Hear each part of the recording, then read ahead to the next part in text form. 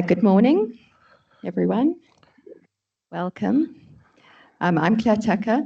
I'm a partner at BOWMANS. I head our public law offering. I have the happy pleasure of welcoming all of you, both those of you joining us in person and online. It's great to see so many old friends come together and consider and discuss new challenges. We at BOWMANS pride ourselves on accompanying our clients as they negotiate complexity. And the just transition is definitely an area where we as South Africans face a complex task. I heard Energy and Electricity Minister Ramokgopa from the sidelines of Davos yesterday, unpacking the opportunities that transitioning to a low carbon economy at a pace and scale that supports economic opportunities and development and sustainability for all South Africans. I have to say it was very inspiring, and he certainly energized me for the task that we have ahead. So it was in this context that we at BOWMANS were really excited to partner with TRIPS in hosting this event, in presenting maybe some innovative perspectives on the just transition. So I'll leave you in the capable hands of Saul Levine, Executive Director of TRIPS, to lead us in discussion this morning. Welcome.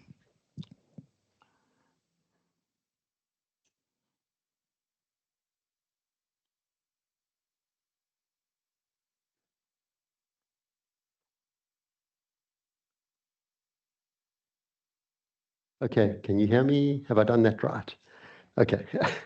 Okay, morning everyone. Thank you, Claire, for opening this event, and to BOWMANS for co-hosting this event with TIPS. I'd like to thank the BOWMANS events team led by Gabby, who've been fantastic in putting the arrangements together. There's a few other people that I'd like to thank up front before we get into the heart of the debate. And if I don't do it now and I leave it to the end, I'll just forget. So thank you to our funders who've supported this work.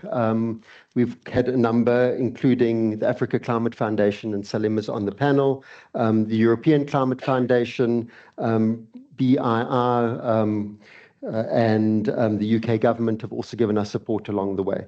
We've also had a steering committee which has guided this work, and several are either here or online. So thank you for all your support and the insights and contributions that you've made to how we successfully take forward financing of investments and projects to enable the move away from fossil fuels and supporting new opportunities in rebuilding our industrial capacity, particularly in the areas that are impacted by the move away from fossil fuels, and also those areas impacted by climate change where we see a lot of these investments are needed.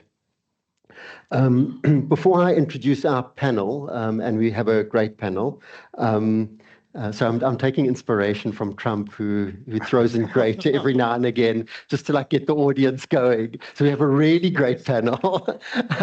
They're super fantastic, and I'll introduce them now. But just some remarks on enabling the just transition and financing the future. And it's the focus of our seminar, and then we're going to be launching our tool, our online tool, which I'll talk about shortly. But we'll leave the heavy lifting on that to Sandy for after the panel discussion. So already we've seen some of the impacts of the move away from fossil fuels. It's in vehicles, new taxes that are emerging, such as the carbon border adjustment mechanisms or carbon taxes. We've seen power stations, coal-fired power stations closing down or planned to be closed down. But it's not a short journey. It's a journey that's going to take place systematically over the next 10 to 25 years. But it's a journey that's needed. It's the impact of climate change means that we cannot avoid taking this journey. And one of the things we've seen in South Africa is that on this journey, we're not as advanced in South Africa as other countries. And I mean, we can see it with the number of EVs on the road where other countries are, streets and streets ahead of us. But having this kind of long-term timeframes means that we have time to start implementing the measures. If we don't start implementing some of these measures to move away from fossil fuels, we'll be caught short down the line. So we need to start with our measures now, and it means we need new investments. And that needs to take place, so the new needs to take place alongside the old. So as the old is closing down, being decommissioned, we need the new to come in. And that way we shore up our economic growth and we have a stable development pathway.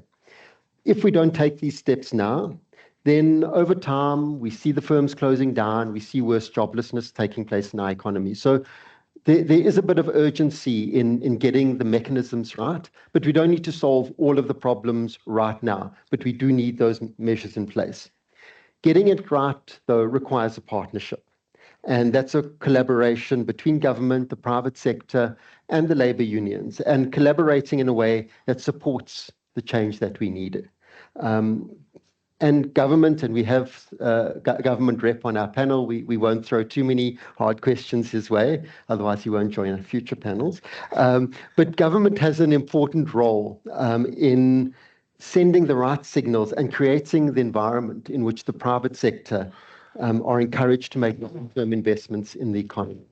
Because if we don't have that trust environment being created, we're not going to see the investments taking place. People are investing for the long term. So we need that partnership in a way that makes sense for our future economy. And here we are looking at the future. It's the theme of our panel, but these are critical things. So we hope that the conversation today is part of getting that right. We'll hear the different perspectives. Some are bank members, some are finance people, some are lawyers. Anthony straddles all worlds, so we'll hear from him as well. But from our side, as TIPS, as an institution that's working in the space, we've done work on the tagging tool, which we'll be launching shortly. We use algorithms and AI to codify what is meant by just transition projects, and we're playing our role to support this transition. We've also done a fair amount of research, and some of the research, which we spent probably about 4 or 5 years doing, is looking at how to better understand financing around the just transition and then turning it into this online tool.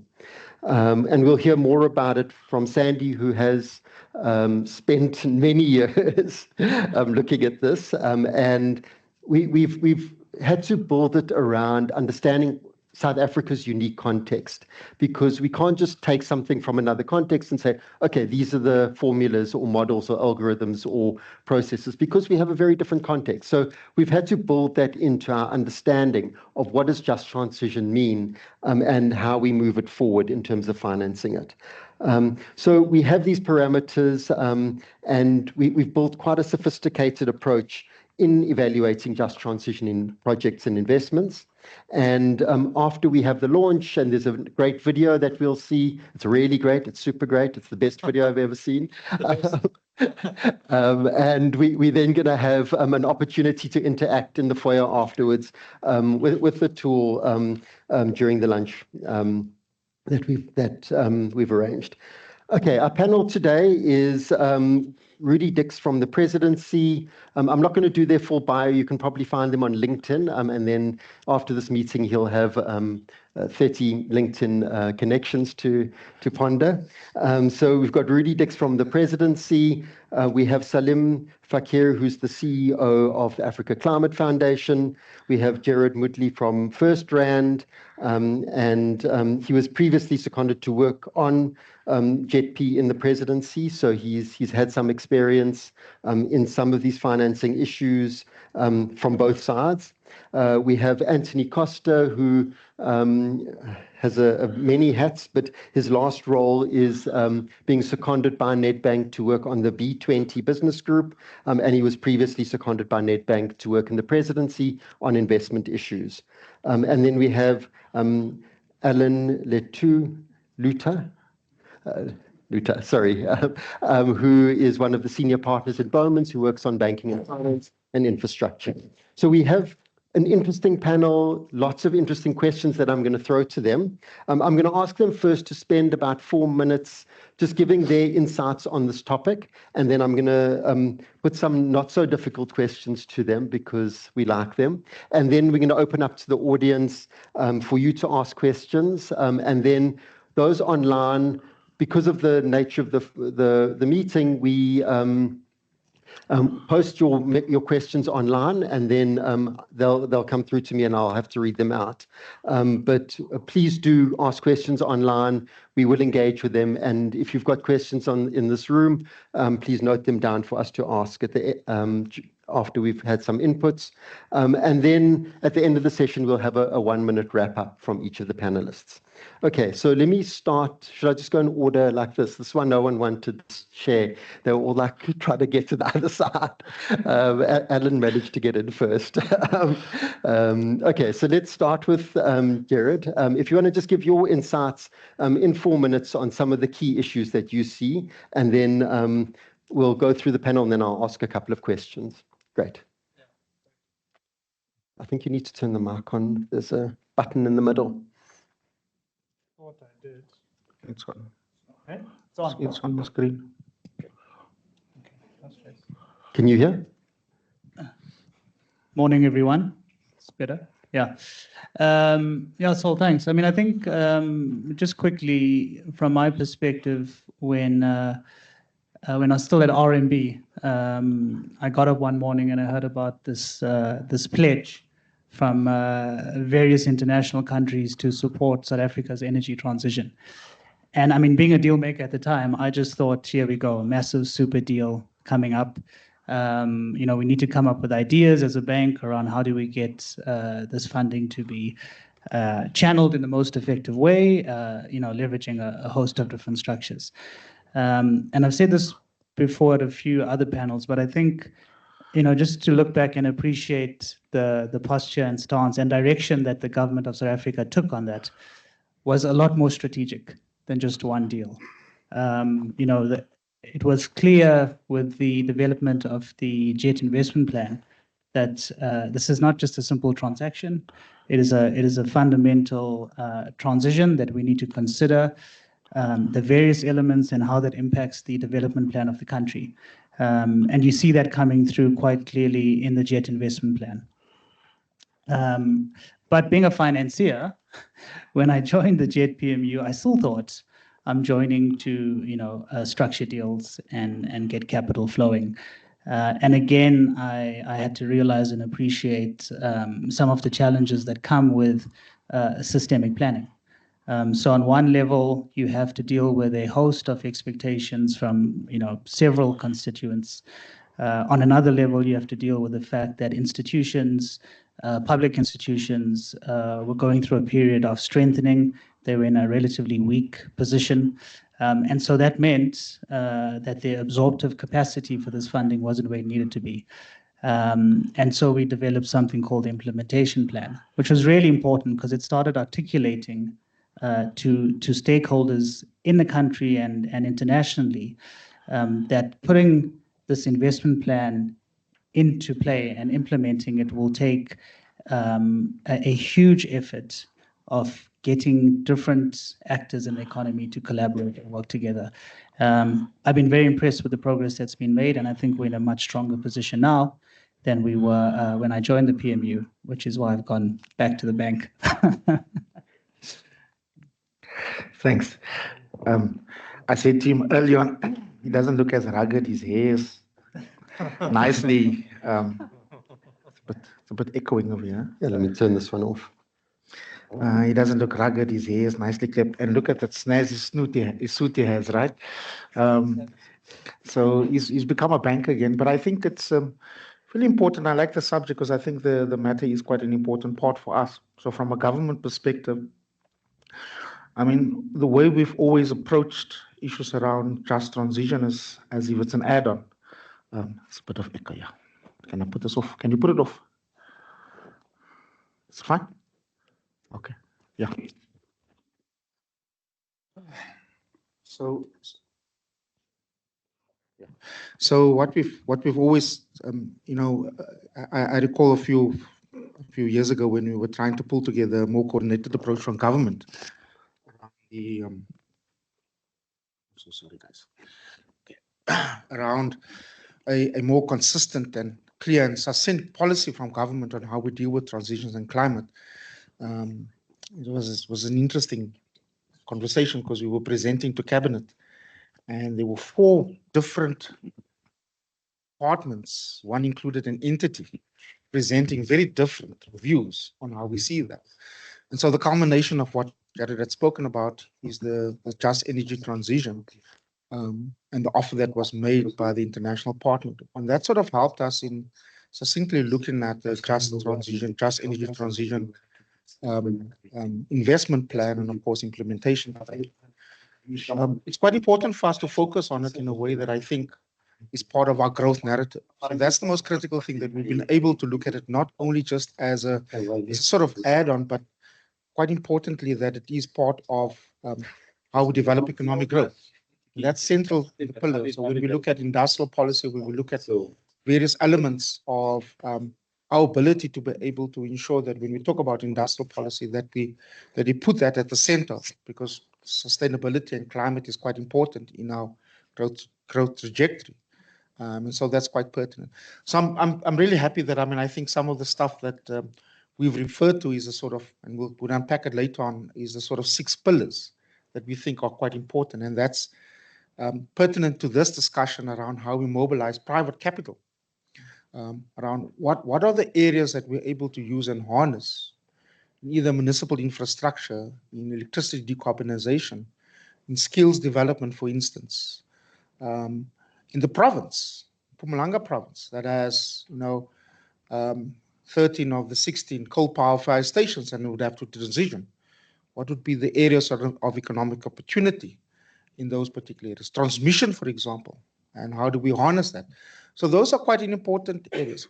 At the center of that, I think government has been quite clear that justice is an important part. So if we're decarbonizing, we've got to do much better than what we did at Komati, because Komati is a real good example of a failed approach, where we were able to think we were doing good, but in actual fact, communities, there are about 3,000 households in Komati, right? And our ability to be able to ensure that we could create a sustainable community, not very much like the way we've done when the railways had closed down, or others where communities are dependent on one single investment, that we need to think about diversification and that investment. So as we transition, and the commitments that we've given around decarbonization and the closure of old power stations, you've got to have an approach that is quite inclusive, that takes into account the impact that it has if that closes, and it looks at forward-looking industrial policy and interventions to support that. So I think those are important things from our point of view. But I think we've made some really good strides as government on some of this aspect. I know some of you have been quite critical about it, but I think I think that we've been able to put this as a quite an important policy conversations and the direction, and have relatively well consultative engagements, although some feel that it's not adequate enough. But I do think that the pivot and direction that we're going is a really good direction from a government point of view. So it's the last point again. I think some of the work that we've done in the last 5 years is something that we've been trying for probably 15 years. And so in a sense, it's hard to believe that sometimes our approach has become, we become global leaders in thinking through some of this. So we, in a sense, are guinea pigs, right? I always say this, right? But useful to become guinea pigs because you learn as you go along, you make mistakes. And of course, we're trying to teach each other that making mistakes is not a bad thing. We just go back again, a couple of steps, or we go back to the drawing board and we think about it very differently. But we've got to think about growth, and climate is the center of that growth narrative and paradigm. We've got to think about just, and we've got to think about how we lock and make bankable projects from the private sector. This chap has worked really, really hard. That's why I'm just, I'm envious about the suit, right? Has worked really, really hard in setting those kind of platforms where we're able to partner with private sector in some of these projects that are going to be quite critical. Sorry, I took a bit more than That's fine. I think I'll use the mic. It seems to work better. I wish I had the confidence of Trump to give fake facts and stand there with a straight face. There's going to be a lot of Trump jokes as we go along. I didn't want to just speak about South Africa because I came from a very excellent trip from Zambia now. And just firstly, just to congratulate Tips for Sandy. I know we've been in many meetings where you've been trying to corral many people together around this tagging platform. But I really want to sort of share with you insights on, we work in about 10 countries now. I'll just name them. This South Africa, Senegal, Nigeria, Ethiopia, Tanzania, Kenya, Malawi, Zambia. And we're looking at, we have interest from Ghana and a few other countries.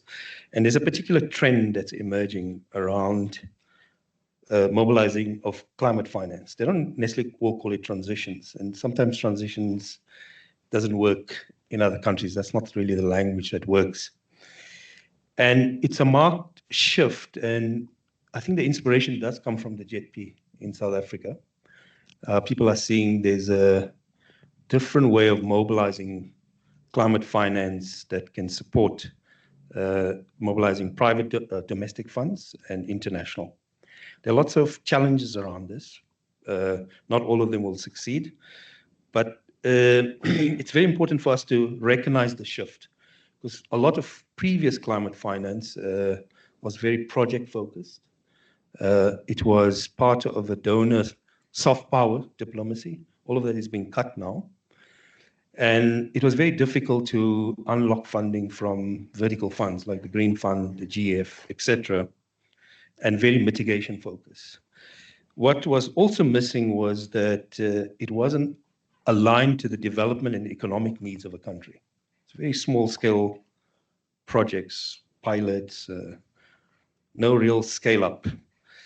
And frankly, it was also driven by, so the soft money, the bilateral funds from donors, DFIs that are aligned to the foreign interests of a particular country, would allocate those funds, but it would be run by institutions outside of Africa. I don't want to mention the names. And then everybody else in Africa is subcontracted. So there's no real ownership. And it brings the perspectives of how they see green or climate issues from that side. And often what you find is that there's a lot of policy documents and policy advocacy around green growth, but it's not really hardwired in the economy, in the economic strategies, in the green growth strategies of the country. It's been a big missing point. I think what the JETP did is, because it's a form of a country platform, is that it made people realize, particularly in economies that are highly extractive. There's a country, I won't mention their name, a particular type of natural resource is on a decline. There's no growing market for it. The entire economy has been dependent on that. They are now looking at climate investment platforms, an opportunity to build capability in the state to do investment-driven climate work that then enables that state to carry that capability for the long run. And it's part of the economic diversification. I mentioned this because everybody's so focused on emissions, decarbonization, but actually the real entry route is around aligning it to the development agenda of that country. And there will be a lot of buy-in for that. And actually, you find that the Green Deal and the Inflation Reduction Act of the US were very large-scale country platforms. They were investment platforms. They're being challenged now. But what I find surprising is that there are huge opportunities on the continent, because Africa doesn't have to stick around with the US or EU. It can also look at China. There's also growing interest in India. I was in Zambia, just the amount of Indian investment, particularly looking at scaling up also electric vehicle opportunities, etc. So they're obviously in competition with each other. So this country platform model that is linked to economic development and using country platform also to build capabilities, developmental capabilities aligned with the green and climate agenda, huge interest, massive interest. I just came from a very exciting meeting in Zambia at the highest level. And I want to impress on people that the South African example is being studied because we have the most well-developed private markets. Ethiopia, we're working with Ethiopia. They have a capital markets authority they've established. We are pairing them with Singapore and other 1 or 2 African countries to look at how to, because Ethiopia used to be a closed economy, how to attract. What is fascinating is how they see the climate and green agenda as an opportunity to inject new investments into their economic plan. So they're linking it actually strongly to their new economic and development plan. The reason why I mention this, and maybe climate activists might get upset with me, is that the traditional forms of climate campaigning and activism doesn't work on the continent. I've been told, frankly, by senior government officials, I don't want you bringing us funding where you're just telling us, you know, how lovely the pills look if we just did green stuff. We actually we are hungry for investment. Help us to build, support the delivery unit, help us to make this country investment platforms work.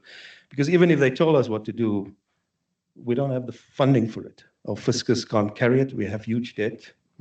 We have got to lower the cost of capital, and we've got to refinance some of this capital. Those are the main things. Second point is, what's the point of making green molecules if we don't have a diversified economic base? Where's it going to go? We have to import the technology. We don't have the foreign reserves to pay for that. How do we support that with our exports? Paul would love this. We have to rely on gas because or like in Senegal, we have to sell gas, or in Nigeria, gas or oil, because 60–70% of the government's budget is dependent on, and you can only reduce that if you have alternative economic forms of development. I think Different from that kinds of note, exports. Yeah, let's sure. hand over to Thanks. Anthony. You want to take this? Yeah.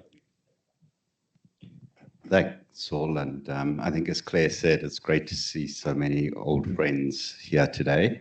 I'm going to just make 2 points by way of introduction. The first, a little bit more from a global business perspective, and then looking specifically at the JETP in South Africa.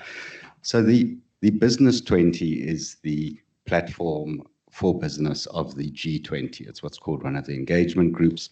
And of course, the host this year is the United States, and they'll be launching B20 USA. So I won't be making any jokes about the president. And for the record, they weren't funny. If anyone's listening, don't agree with that kind of talk about our friends.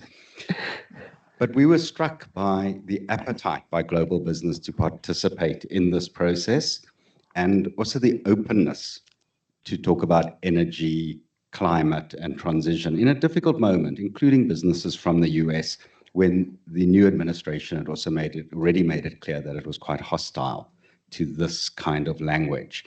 And part of what was required was a change of tone. You might change the words you use, but I don't think there was a fundamental change in the level of commitment. I think we also shouldn't underestimate South Africa's introduction of the term just transition. It really has garnered following of its own. I think we've changed the discourse fundamentally.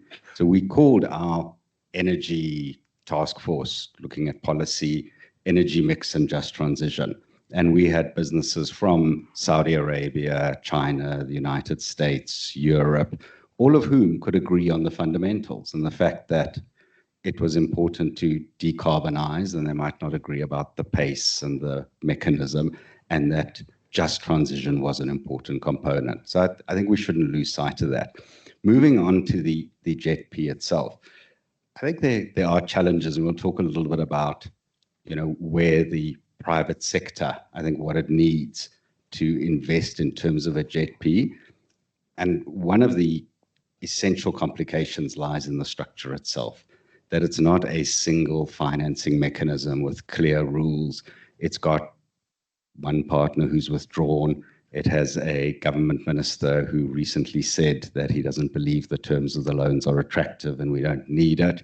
It's not clear what the terms of different financial funding packages are. The difference between the grants, the concessional, the market related, and that was baked into its very design. There was no other way to do it. But I think, as Rudy said, you learn lessons, you pivot, and it's not just South Africa that's learning, it's Vietnam, it's Indonesia, I think it's Senegal in Africa as well. So this is an opportunity, and I think it's important for private sector funders to say, what do they require in order to move forward with certainty in this space? Thanks. Thank you, Saul. Good morning, everyone. I think a number of important insights have already been given in the introductions given by the panelists who have spoken before me.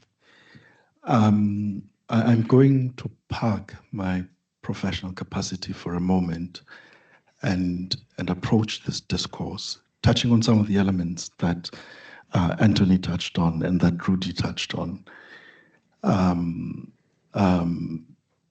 from a position that's not from the position of the privileged position and space that I occupy in society, where I can sit on panels and be engaged in policy discussions and see things on paper and not really have to be concerned,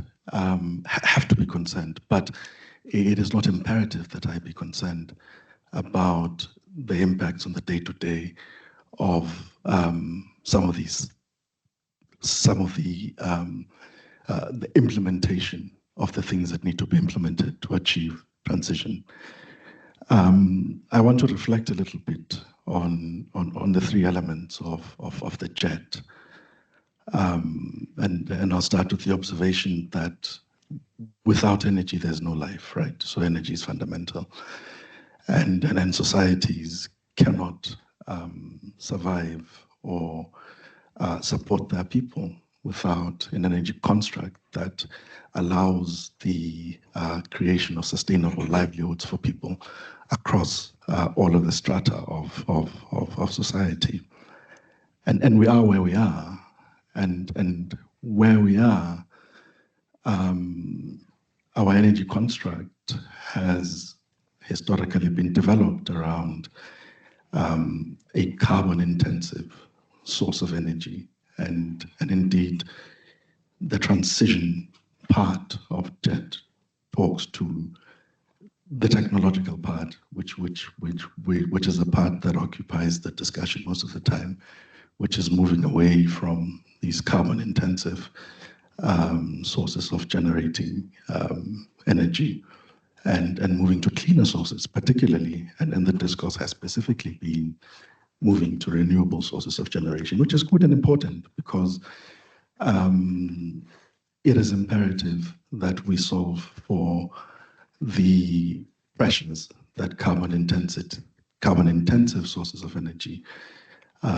create on our planet and the sustainability of lives going forward. But then on the transition piece, I also need to pause and reflect that transitions take time. And part of what has struck me about the discourses around transition that have dominated the places where we are is they are very focused on specific technologies. And it's very encouraging that the South African discourse has evolved to shift towards an energy mix. It was very difficult to have those kinds of discussions before the geopolitical shifts that we've experienced in the last 5 years or so. And it's a very important thing that we're talking about an energy mix. And it's also interesting to observe that globally, while we use the term transition, the term energy addition is gaining currency, and I think that's more accurate.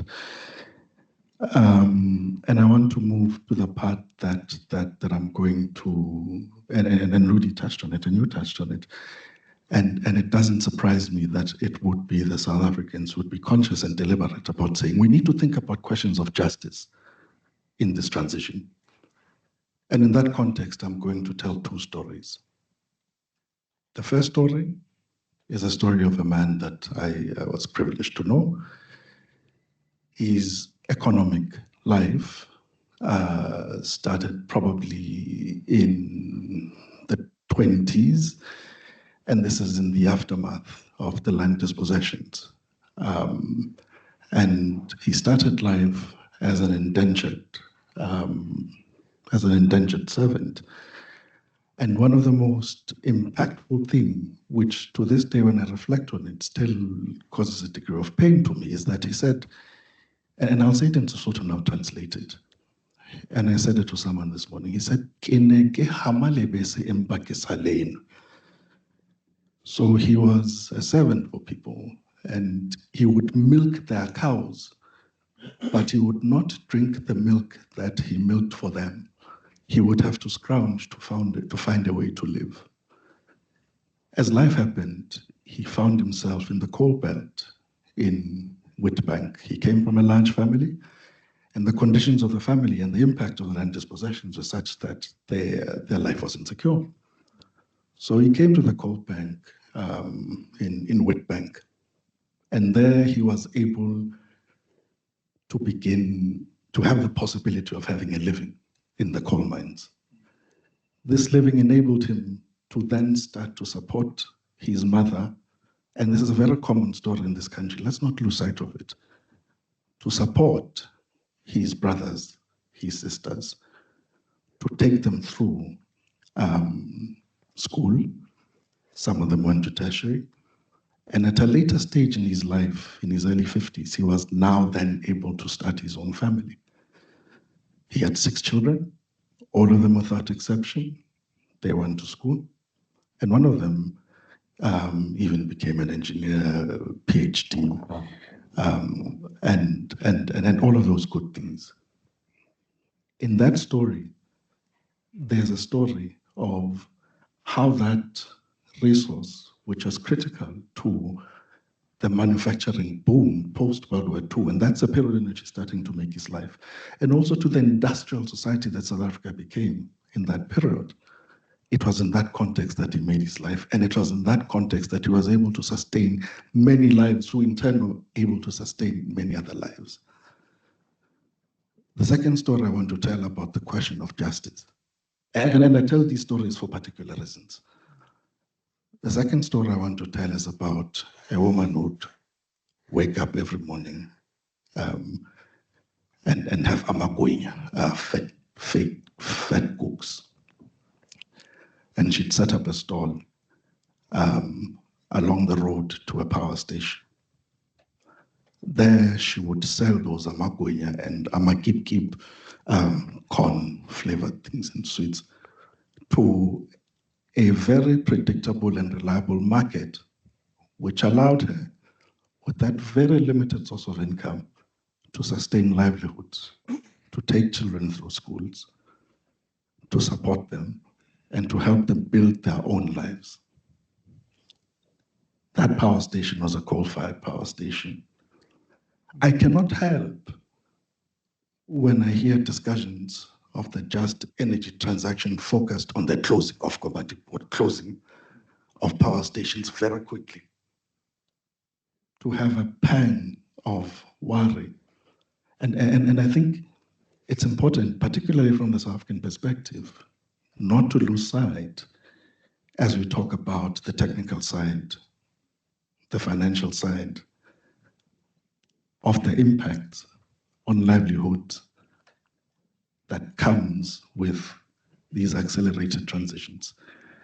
And I think some of the insights that I'm going to conclude now.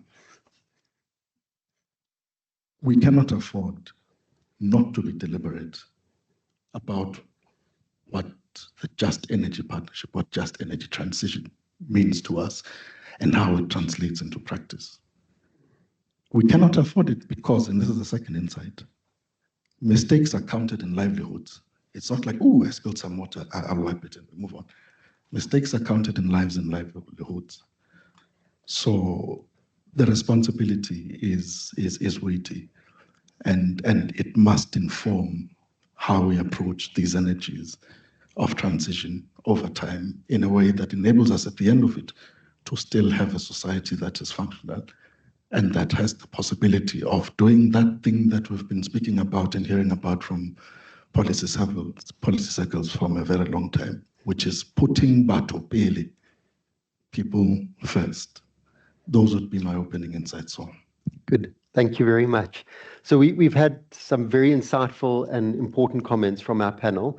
I'm going to ask each of the panelists a question and give an opportunity to respond. And we'll see if we can. No, we're going to start with you, Rudy, so you can hold the mic. Thanks. Okay, so Rudy, I mean, what would you see are the key challenges facing government in mobilizing and deploying just transition financing and funding through mechanisms such as the Paris Agreement, the various COPs that have happened, and the JETP? I mean, of course, you've got to... It's not on. Green light. Thanks. Yeah, I mean, of course, it is a difficult question, and we've been trying to work through some of it to be able to address this. The JET funding that have flowed through, somewhere between $13.6 billion US. A lot of it is policy-based. Some of them are linked to specific projects. Others are grants. Some of it is through the private sector. All different, as Anthony had said. I mean, one of the lessons when we thought about this was, can we create? I mean, of course, in our naivety, we thought that it's easy to deal with these guys and say, can we create one fund and put all the money in there? And we said the rules doesn't work that way. And so we sit with all these different pockets, and we've got to think through how we utilize them. Now, of course, when we did the plan, we costed the transition, right, for 23 to 2027, and it came to about 1.4 billion rand. 1.4 trillion rand, right? And therefore, if you convert that into dollar terms, what is it now? About just under $90 billion US. You would not have sufficient money, so you'd have to leverage and find mechanisms to use that funding to be able to do that. We're not there yet, and I think there are conversations around how best we can lock into private sector. Of course, private sector and banks would look at bankability, they would look at feasibility of the specific projects. So when we look at the portfolio that we presented, where are the areas that we think we could best support the transition? Municipality and municipal functions or distribution. But for that to happen, you require for us to significantly reform and create efficient utilities, for example, just in metros. So that's quite important, that you can't ask for any particular investments in distribution if you have a dysfunctional utility, right? And then you need to think through some of the aspects of people moving off the grid and how distribution works relatively different to what it used to be, where you simply just buy bulk electricity. Transmission is another example, right? So we're exploring options of trying to think through how we get finance and private investment in this. So, of course, DE has now issued an RFP last year in December to try and see whether we could get independent transmission operators into this. So I certainly do think that we've been talking to the private sector and to the banks of how we use existing funding to be able to leverage that. Jared, together with Nuno and Carmen, have, for example, successfully set up a JET funding platform. And we'll talk a little bit more about that, or others. But it's just also a way to try and see whether we could use the sort of matching funds and how we use grant funding, leverage that grant funding, because some of them don't have any conditions, and trying to track private sector into some of the project funding.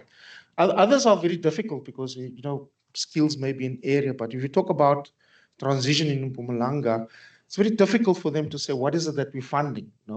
We're funding livelihoods, and private sector don't want to fund livelihoods. I mean, that's reality. So we've got to think about creative ways of how we could do that kind of stuff. Similarly with skills, they contribute 1 to 1.5% through the National Skills Fund, right? Sorry, the Skills Development Levy, and therefore what more do we have to take? So it is a complex, and I think we're trying to grasp some of it. I mean, part of the broader reform program that we drive is to try and see how we can create conditions for private sector investments into sectors and areas that have never been explored before. Generally, it's been dominated by the state sector. So we've got to think very creatively. There are many instruments. The nice thing about South Africa is that we have one of the most sophisticated and advanced banking sector, although they're lazy, right? Um, they like cheap, free guarantees and sovereign debt guarantees for 20 years. Anthony agrees. Yeah, no, he does, yes. And they sort of have this kind of the thing. But when we sort of introduced the reform on private investment in generation capacity, the sort of first question many of them said, so when they went to project developers, private sector project developers, they sort of asked, so where's your guarantee? Is government going to underwrite this? No, who's my off-taker? Mzila's my off-taker. So I mean, in a quick space of time, they were able to look at financing instruments to manage risk and liabilities. And they're able to fund huge projects. I mean, I think build a 100-megawatt plant costs probably about 3 to 4.5 billion rand, right? And think about the potential number of generation capacity that is there. I mean, we're looking at about 26 gigawatts of projects in pipeline and development, right? That would happen, assuming we fix our issues relating to certainty within the electricity market space. But that's really sort of the kind of creativity in the finance sector. So there is capital, there is creativity, and we got one of the best financial markets. We just got to get it right. We got to think through how we deal with risk and risk sharing. We're no longer doing sovereign guarantees so that you can benefit out of that. We need to leverage funding from where we get elsewhere, and we got to think about where are those sort of fundable and feasible projects that we've got to do. Great. Let's talk to a banker. Pastor. Okay. So Jared, you've had the unique experience of being in the private sector investment space, working on projects, and also seconded to the JETP. Can you tell us about your experience in the JETP and specifically the challenges related to identifying just transition projects and deploying just transition funding and finance? Do I have a time limit? No, look, I'll start with, again, your sort of point on my unique perspective. So a week before I joined the JPMU, I actually met Sandy for coffee. And I remember her giving me a warning shot. It's like, are you ready for this, buddy? And so I go on day one and I take a pitch deck of structures. Credit enhancement structures, risk sharing, the whole thing. And I remember Joanne Yawich, the head of the PMU, picks her head up and says, look, we need someone to go and meet climate NGOs next week. Are you available? So I said, okay, I'll go. And I go into a forum at the Wraith Foundation, and I came out battered and bruised. But I also came out thinking there are a lot of good ideas in this space. And we had very similar engagements within Mpumalanga with communities. So, recognizing the fact that Alan made around being deliberate, but I think we can't be deliberate in echo chambers.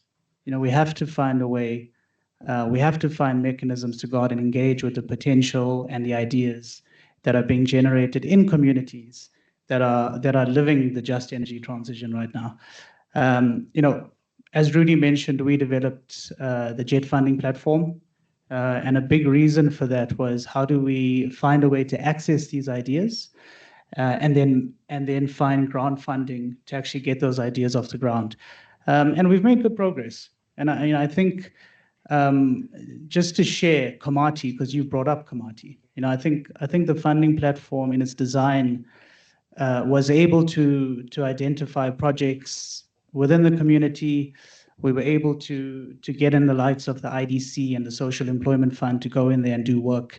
And we've seen some really good outcomes. So, I think it's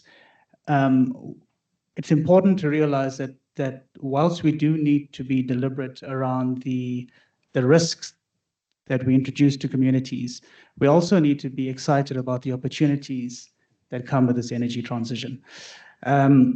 Now, how does private finance engage with that? And so, Rudy says that we don't fund livelihoods and we're lazy and stuff, which I disagree with completely. Good. And look, disagree categorically. No, look, so the one clear signal from private finance has been their commitments. I see one of our sustainable finance members from RMB in the audience as well. So all the banks have put forward, I think, really ambitious commitments around how they want to direct their balance sheet and how they want to direct capital towards the energy transition, but also towards a just energy transition. Now I think the challenge is in, to your point, how do you go about doing that? Government guarantees are not on the table, so you have to innovate. And we innovating within FirstRand, but I've been paying really strong attention to our peers, and I'm seeing each of them innovating. New structures are being created, new capabilities are being developed within these, not just the banks, but within the institutional investors as well. So I think those are all really, really positive signs. There still are some real, I think there's real work that needs to be done. So on one level, Rudy's pointed out municipalities. I think municipalities play a critical role in unlocking the just energy transition. And financiers won't be able to innovate in isolation around how you come up with structures that will allow for the capital to flow to those projects. So financiers need to find a way to innovate with other institutions in the ecosystem. But maybe directly with their clients, being the municipalities. It may be with clients in the private sector, being IPPs. And it certainly needs to be in partnership with a range of government institutions. So I think that's going to be a big challenge, but a big opportunity for private finance going forward. I think the other area where private finance will need support is on the just element of the energy transition. And accreditation plays a big role in that.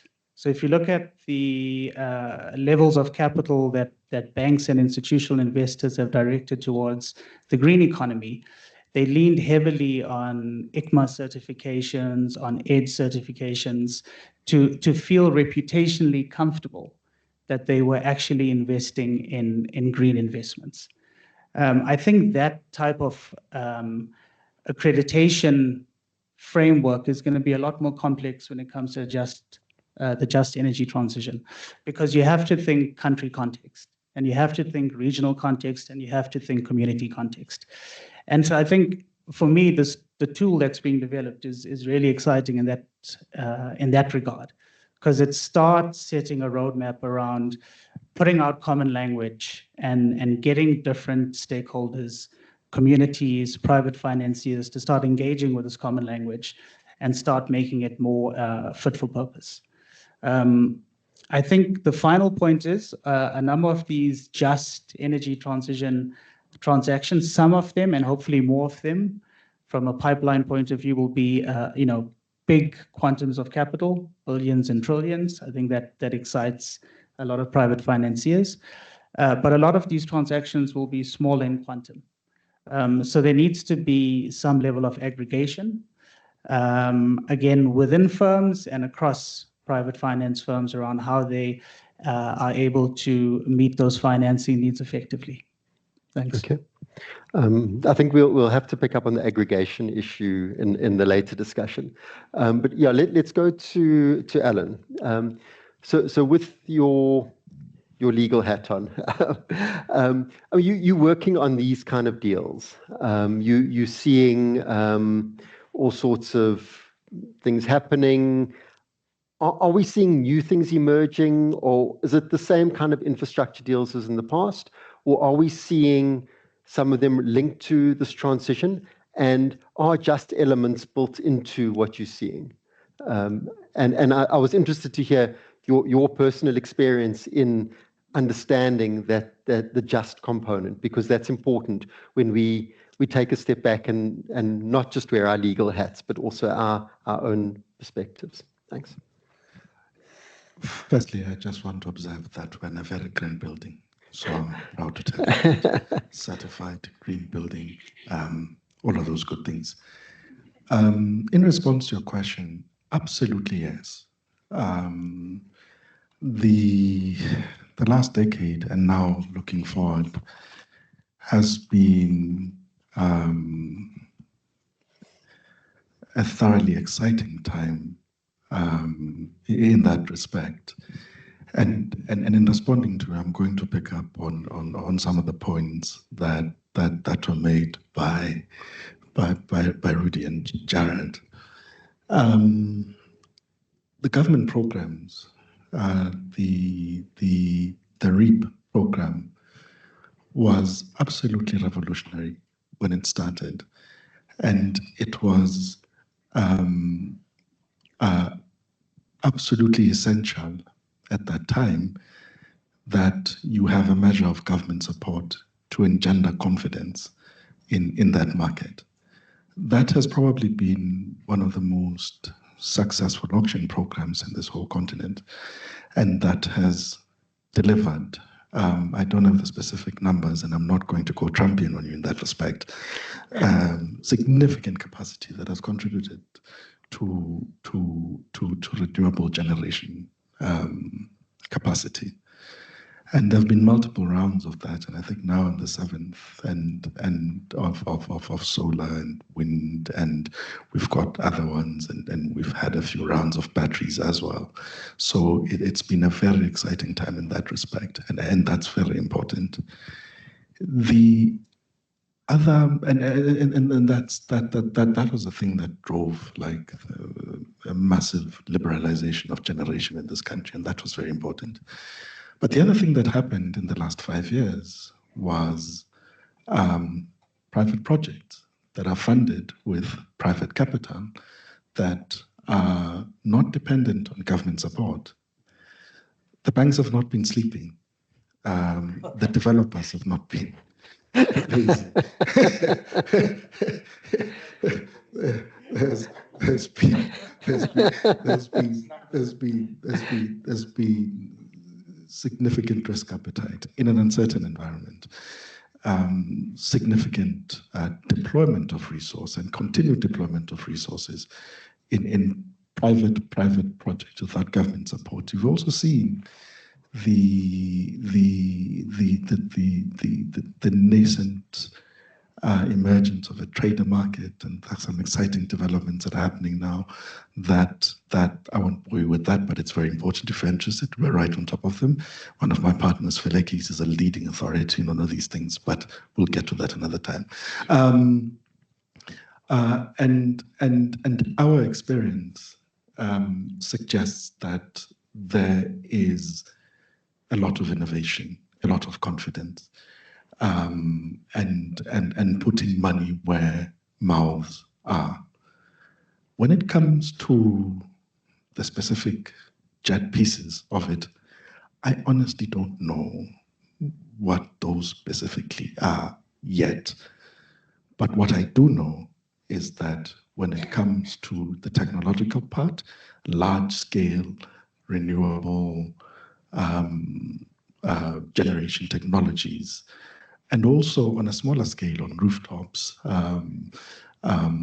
mining companies rethinking some of their sources of energy supply to decarbonize some of their operations. A lot of that has been happening, and a lot of that has been funded with private finance without the need for government support or government guarantees. And these are very important developments in an exciting market. We do need to solve for the just piece. And I agree with Rudy. We cannot be flimsy in describing what the projects that benefit from financing should be or are, but it cannot be the case that the biggest beneficiaries of these funding programs are consultants. I'm laughing mischievously. But yeah, those would be my observations in response to your question. Thank you. Salim, your organization has been an important funder of research, support, implementation, and have been involved in some of these key institutional measures. what in your assessment in this enabling and supportive environment for just transition, and how do you understand it? Do you think it's working? What are the challenges? And just, yeah, I mean, you're working closely with JETP, for example, and other institutions. How's the supportive environment going, or maybe not going? I think when the JETP was started, there was a sense that it's people in their minds think of it as a project, so it must have results immediately. Actually, it's a massive change management of the energy system, and it's going to go through challenges. People are going to push back. You can see the IRA is basically dead. The new Green Deal is being dismembered.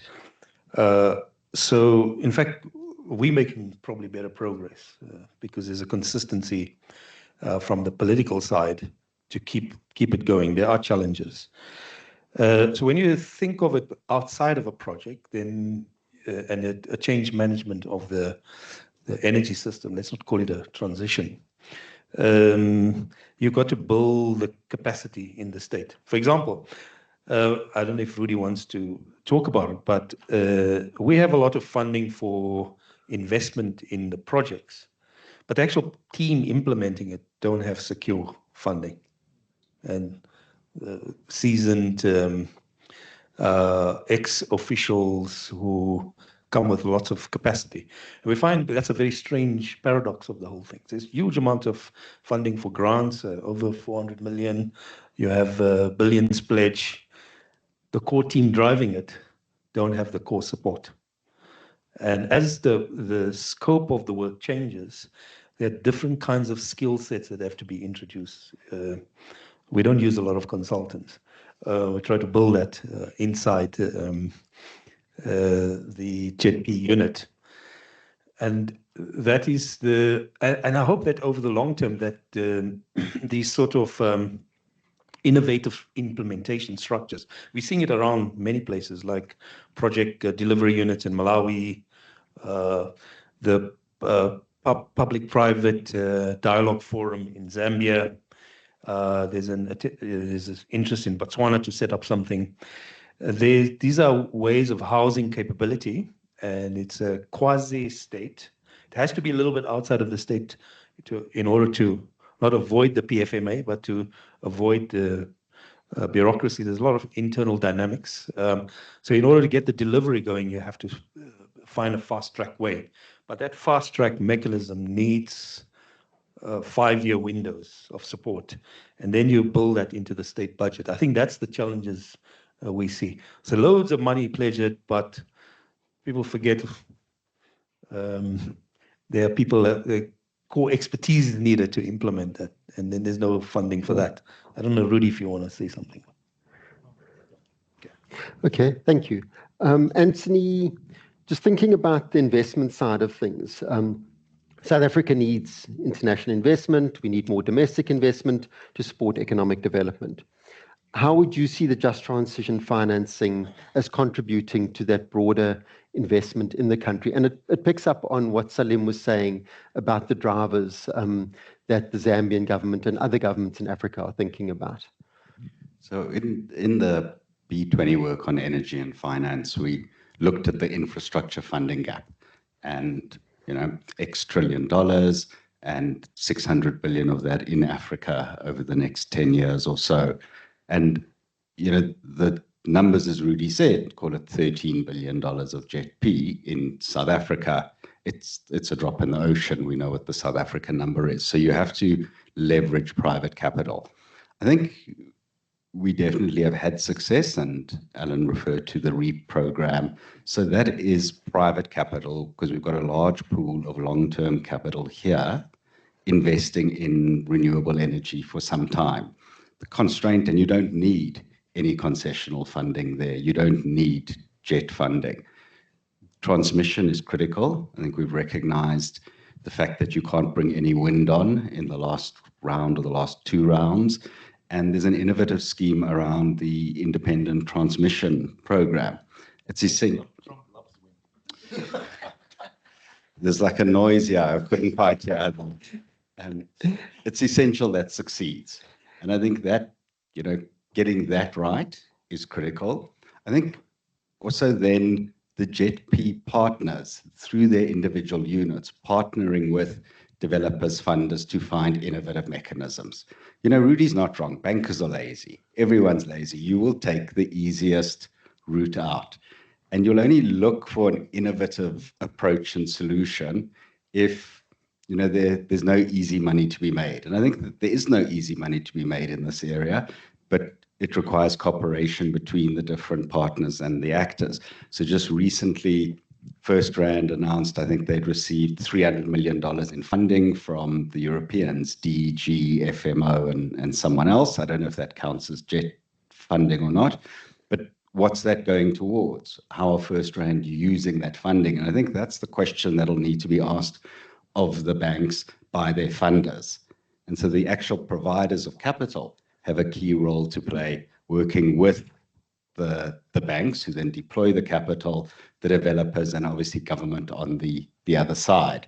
And it's not going to be, so on the one hand, you've got the mega project of transmission, but then we've got to look for those smaller, $10 million type projects where you can experiment and find models that are innovative and groundbreaking. Thanks. While you've got the mic, do you think the JETP provides a mechanism that will enable that attraction of new investment, enable this aggregation model that Jared spoke about, and I'll come to him next to unpack a bit on that. But do you think it provides the scope to do that? I think it can potentially. It's high level, it's almost conceptual. So what it does do is it provides an indication of political commitment and will. And that's really what finance needs. That's the certainty. And by sending that signal and having the state talk through that consistently, I think that's the key thing. The actual mechanisms and the mechanics and that still need to be developed. And I think are as much bottom up as they are top down. And I think just to sort of specific examples, how within this, the state, so we've spoken about regulation and policy certainty and clarity. So, the IRP needs to fit within the NDC, within the JETP, with the pronouncements of different departments and ministers.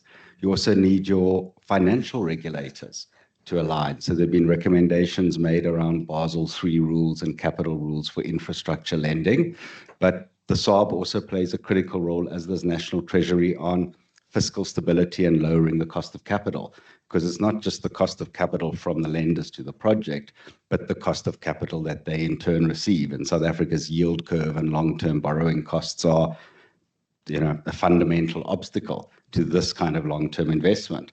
So I think all of those elements working together are the core sort of benefit or the virtue of the JETP. I think the mechanics will follow.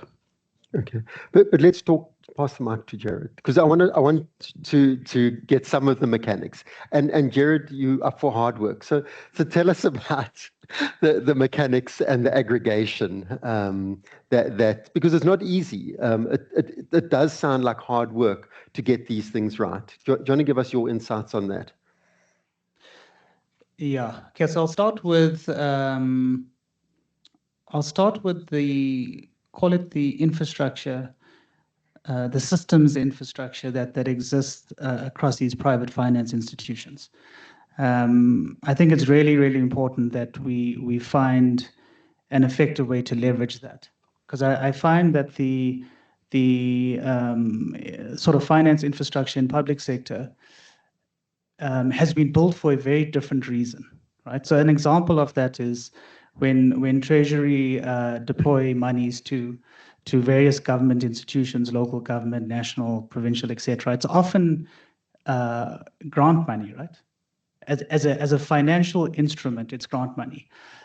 So you'll have, like you say, conditional grants. There was the guarantee which was being leveraged previously, but that's not going to be leveraged anymore going forward. So a lot of the JET funding is loan funding. So, I think there straight away is an opportunity. How do you then leverage private finance infrastructure that has been built for loan funding to get these monies to be transmitted effectively. So I think on one level, there's that opportunity around just using the strengths of different institutions in a market. And we are fortunate that we do have a sophisticated financial market and infrastructure. On another level, you need projects. And I think when I joined the PMU, it was really interesting for me to get a sense on the sort of orders of magnitude that we're dealing with here.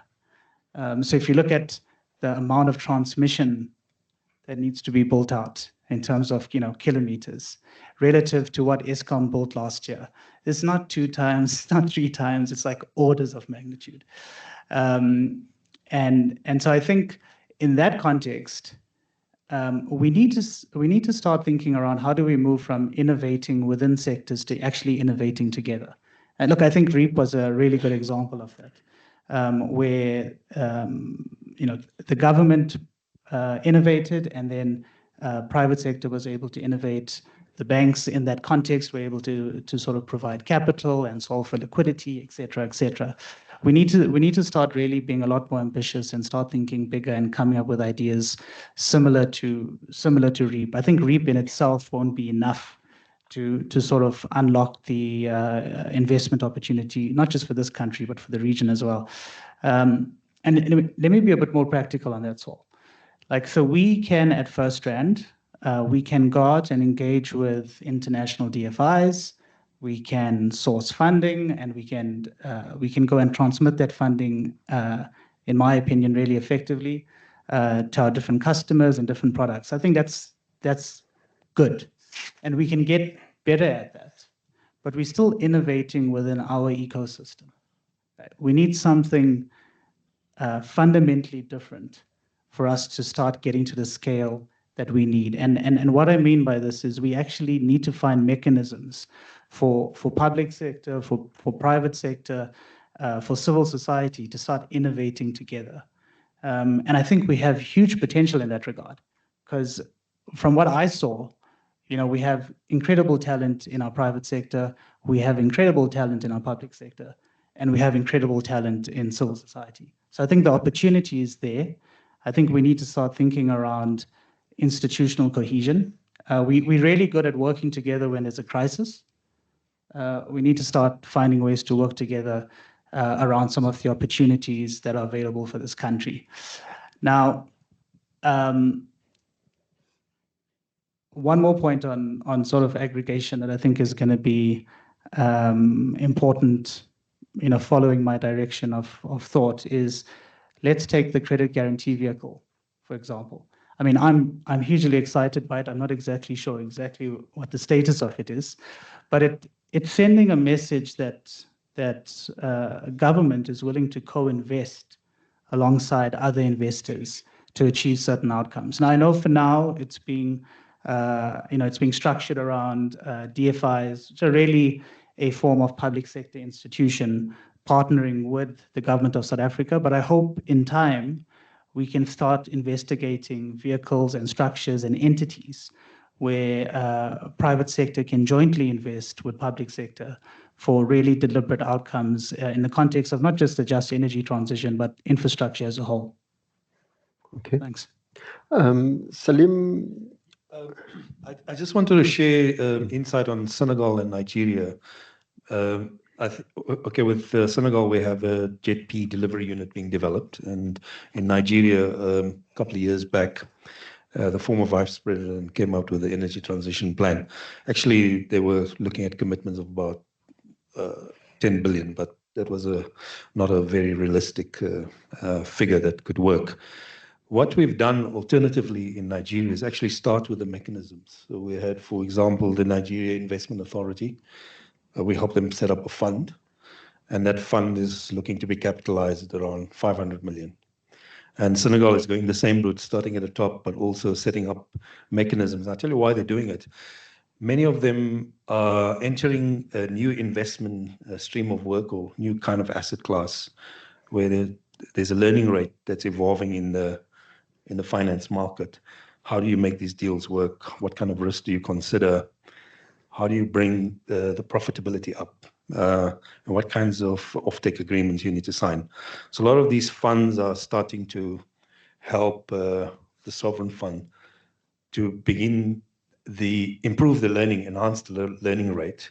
And that's really interesting to see. So the mechanisms are starting, but even though they haven't resolved the total capital allocation at the fiscal level, they're starting the mechanisms and looking at private sector. So for example, in Nigeria, they're looking at 5 different types of investments where they're trying to conclude the deals. Thanks. Okay. Rudy, what is government doing to support crowding in the private sector? Because it's been raised often that it can't just be government alone. We need the right mechanisms. Absolutely. I mean, Jared's point is spot on about how we got to work together and think through mobilizing pockets of finance from the private sector. Just a simple. I know I don't want to sound like treasury, right? We have limited fiscal space. That's the reality, and limited fiscal space even in infrastructure investments. So, budget facility for infrastructure that is intended to look at targeted interventions for critical infrastructure is an important part. But you only have so much resources to be able to do that. So you got to think innovatively of how we do some of this. I'd spoken on some of the examples in the just transmission, because you've got to build out 14,000 kilometers of transmission, and it has to lock in what I referred to, the 26 gigawatts of renewable energy. And just to give you a good sense of it, because we got to create that environment for investment in transmission. So that was just our data point. There's another interesting data point. I mean, we're one of the largest outside of India and China, of course. So they do it every year, 465 gigawatts of electricity. Both the wind and photovoltaic associations run the surveys for the last 3 years. We've seen significant growth from about 60 gigawatts when they first ran the survey to 2024 when it was 133 gigawatts.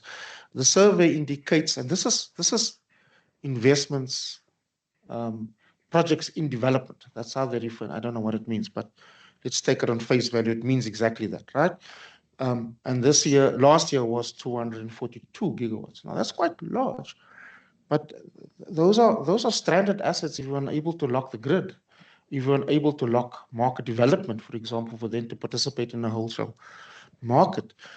So these are important investments that we can get the private sector to invest in and think through various models.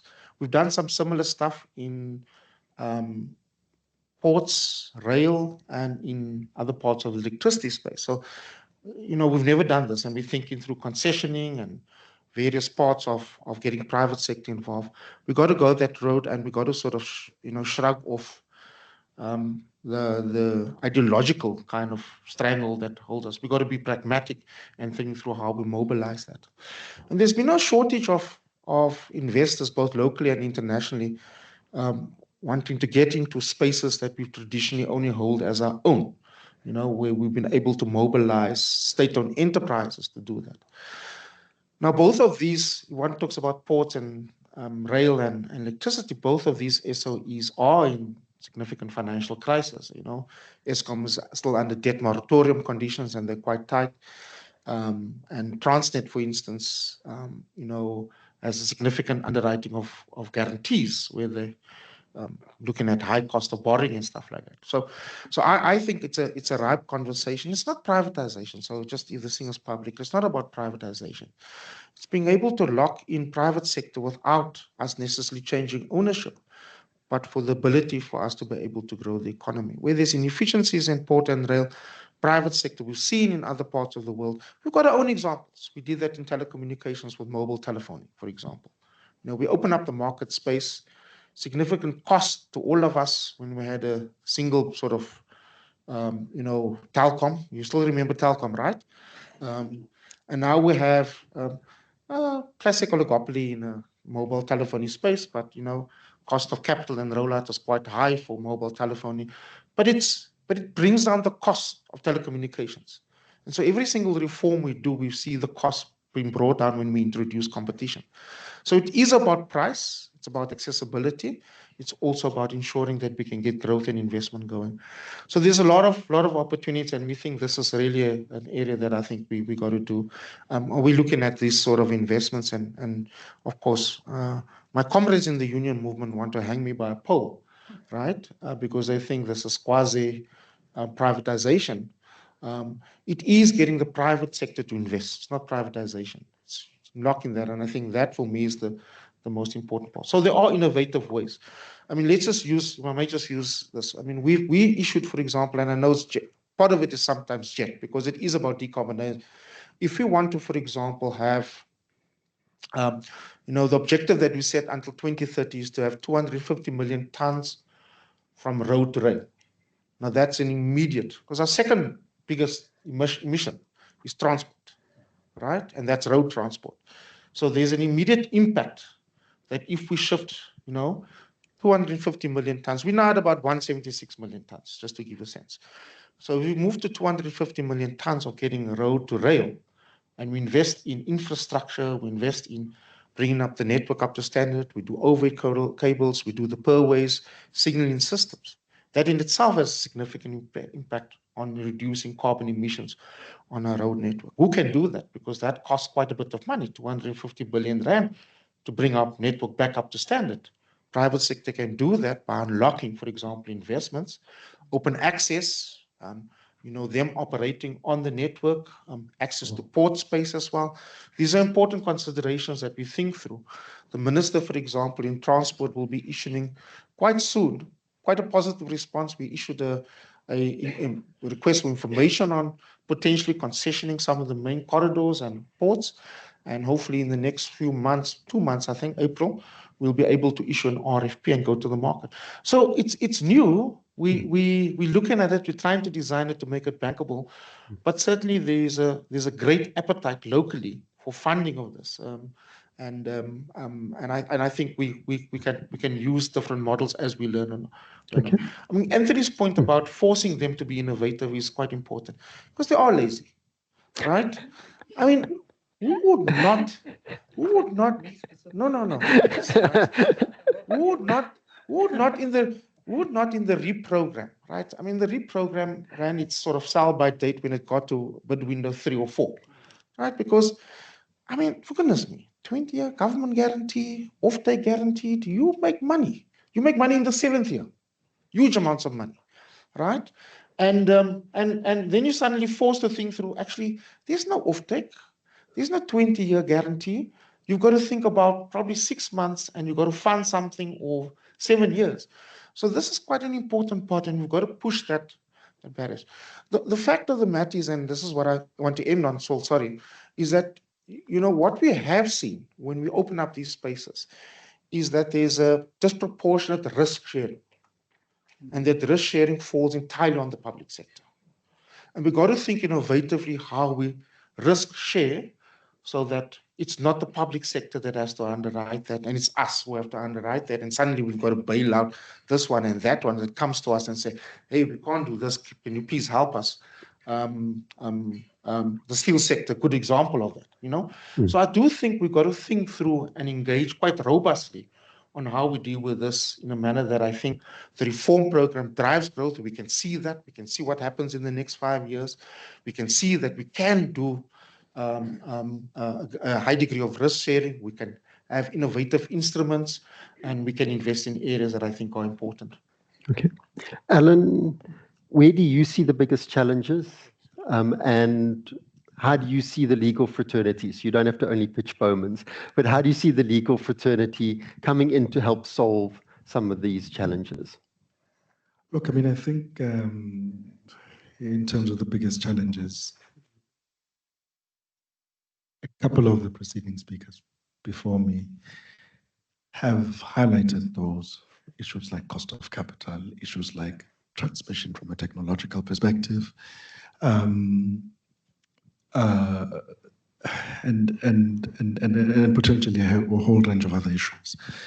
How do you see the legal profession, and I'm magnanimous, by the way, how do you see the legal profession supporting in in solving these challenges. We are indeed engaged, I think, as a profession across the different firms.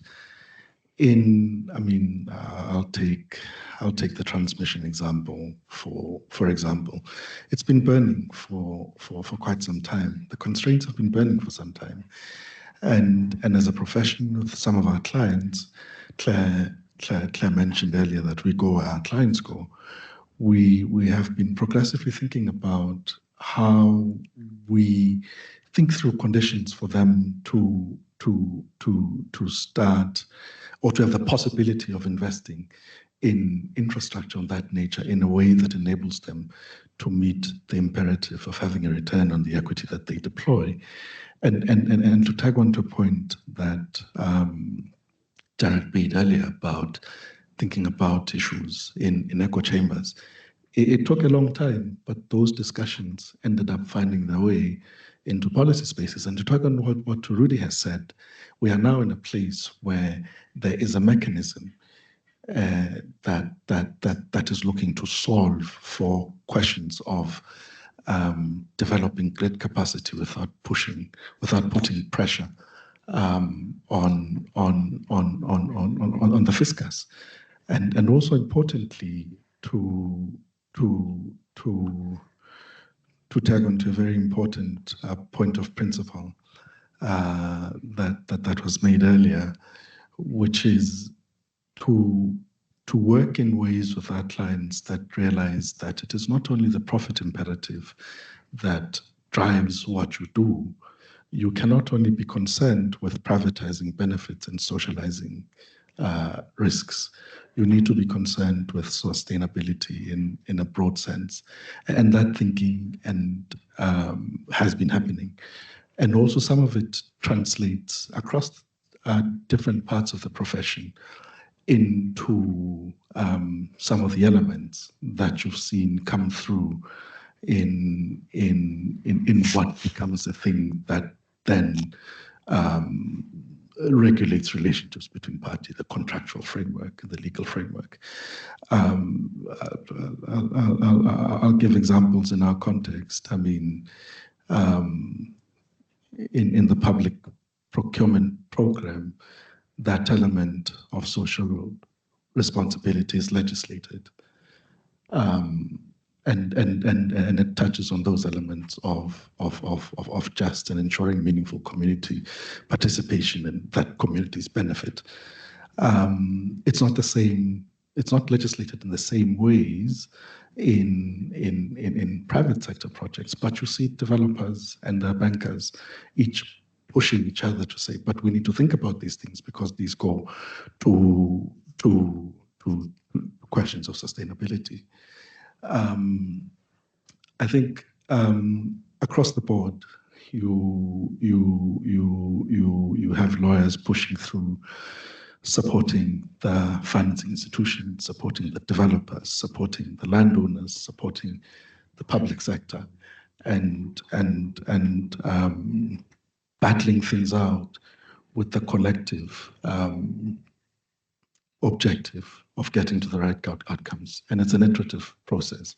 What I can tell you is that from an advisory and transactional perspective, the legal fraternity has been playing an incredibly critical role in getting transactions across the line. And by the time we're talking transactions, there's a whole range of activity that has happened to get to a point where there is something that can be put together and buttoned down and contract as a deal.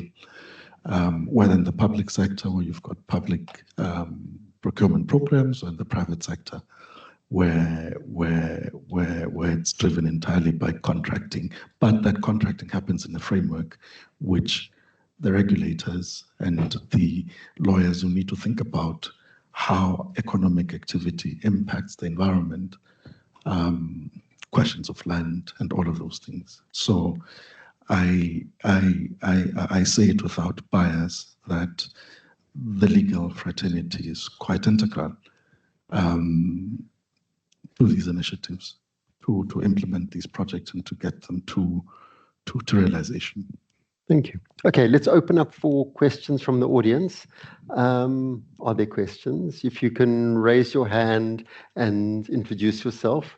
There is someone with the mic, so I'm going to start with Ntlai. How are you? And then I'll go to some hands over there. Great. Hello, over here. Thanks. Ntlai Musia from Autonomy Capital. Can I start with Rudy? Just three quick questions. I hope it's not too much.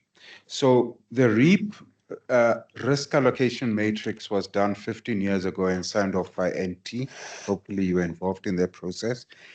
Okay. Has it been reviewed? Because I hear you talking about risk transfer, not, yeah, you mentioned something about unions and so forth. So, and then the second one is the REAP refis were started 6 years ago. How much have you gotten back from the refis, and what's been the impact on the tariff from the 50% share of government? Then the last one is the ITP is potentially EPCM by NTCSA due to the risk upon risk from different contractors. Sounds a little bit like Kusile Midupi EPCM by Eskom Generation. So what's your trade-off? What do you think you're gaining or losing, bearing in mind the track record Kusile Midupi? Okay. We had two hands. Is there someone moving them? Yeah.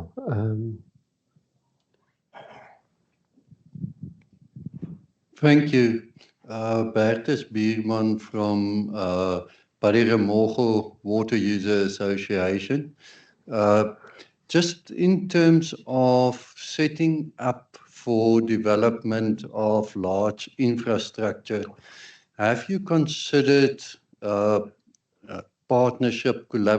partnerships between government and especially your commercial users? If you look at all infrastructure, there's two things that, especially for the commercial side, that's important, is sustainability and capacity.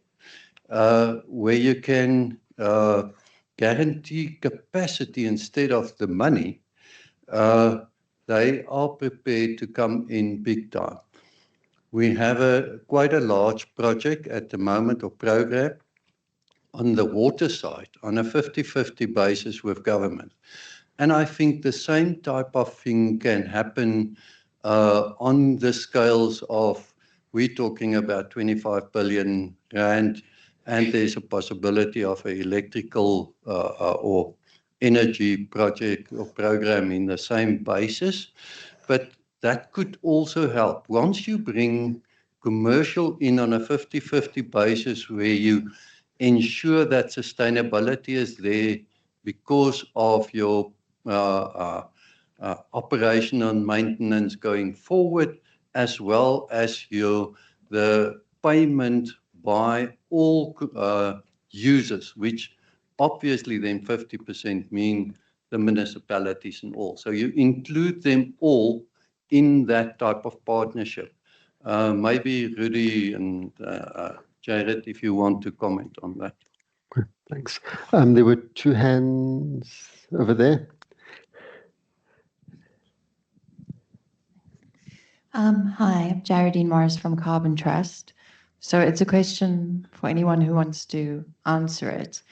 I was just thinking of the comments that the Minister of Electricity made earlier this week, and then in relation to the JET-P in particular. So his comments that they're not necessarily aligned and favorable. And then I was just wondering, my first question to myself was, can we do a just energy transition without Eskom? And then I decided a better question was, how can we do a just energy transition without Eskom? So if we think about it in the context of this discussion, and we think about it in terms of how we decide if a project meets the criteria for a just energy transition. And also, if I understood, I think it was Alan's mention of energy addition. If we focus rather on the projects that are the end state of what we would want to see, a green economy, cleaner energy in the system, etc., and create that as some way for people to move to, rather than focusing on how we drag along this really reluctant incumbent. Can we have a just transition that isn't so reliant on this very reluctant incumbent? Right. Morning, everyone. Gelo from Southern Transitions. I want to try and, I guess, take us back a little bit to the topic of the event. I've heard a lot from the panel about how to finance the transition, how to finance infrastructure, potentially economic activities and investments. But I didn't get a lot on how to deal with the inclusive part or the justice element of that, which is a completely different ballgame, obviously, in terms of doing a just transition. Because we don't want to use the transition as a shortcut to thinking it's going to be just. Even in our best intentions, some of the investments, they may contribute to the transition and maybe to a degree of inclusivity, but they may not be just. So I'd be very keen to hear your thought on how we can do that, and obviously how we can bring in the private sector in doing that, which is not something that the private sector is naturally suited to doing necessarily. So it'd be great to hear your thought on that. Thank you. Thanks. There was a hand at the back there.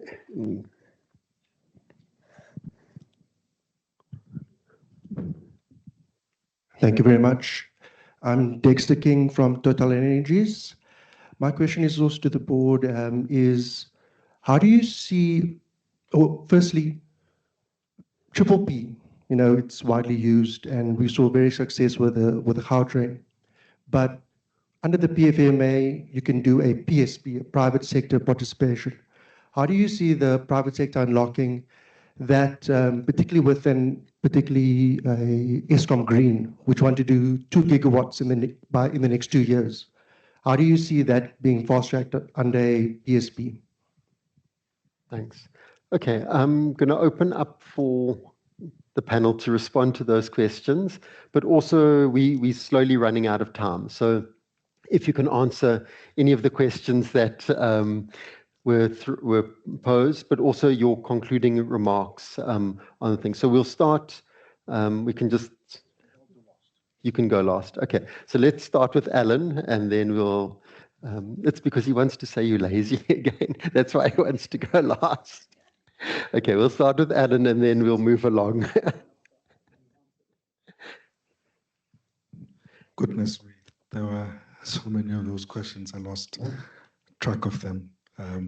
My random access memory is very limited. I will chance the question around inclusivity, and I will preface the response by saying you really should have been here at the beginning. I mean, I guess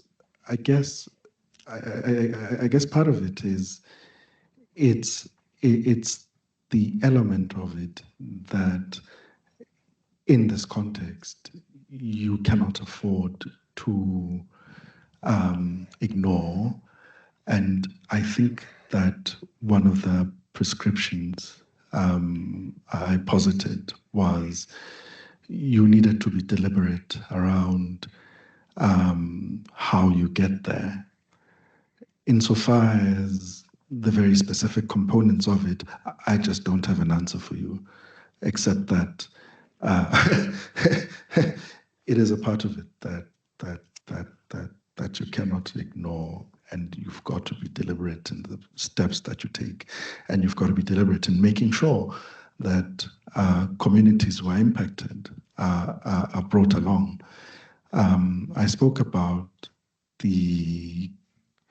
I made an example. I told some stories about livelihoods, and I really made a very important point, which is all of that stuff is sweet and good, but when it comes to bringing concrete material resources, you need to define projects that actually result in those outcomes.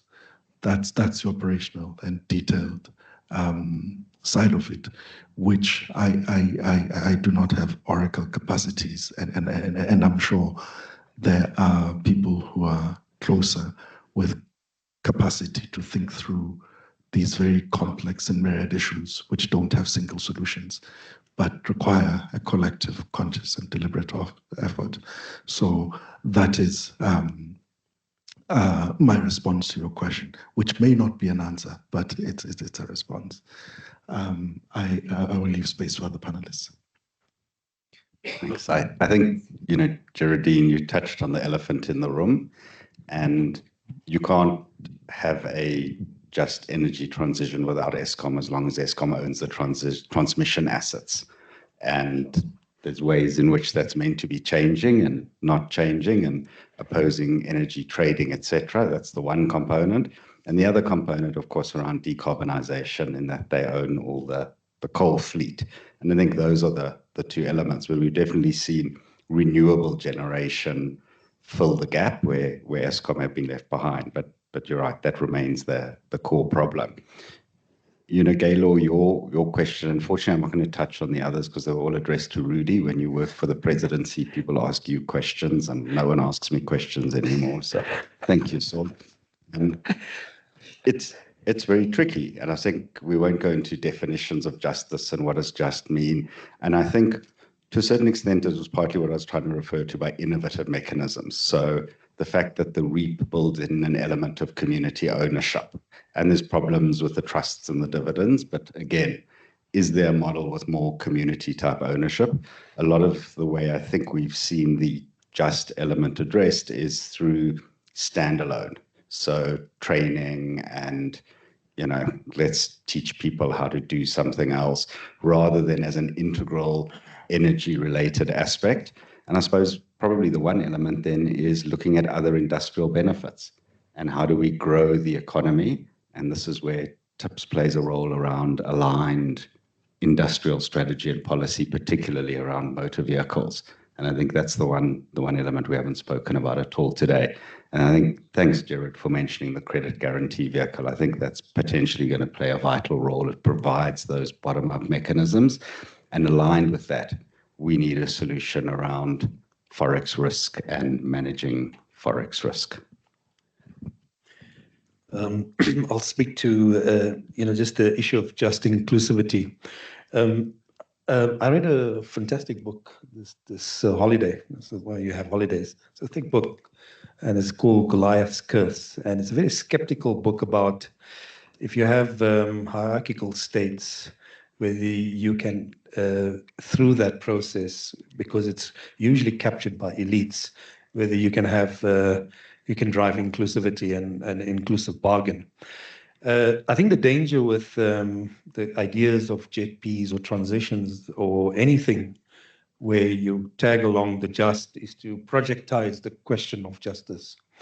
And it's really more a question of how broadly inclusive is society generally. And if you look at the track record, we have a lot of ideas that democracy will lead to better conditions for everyone.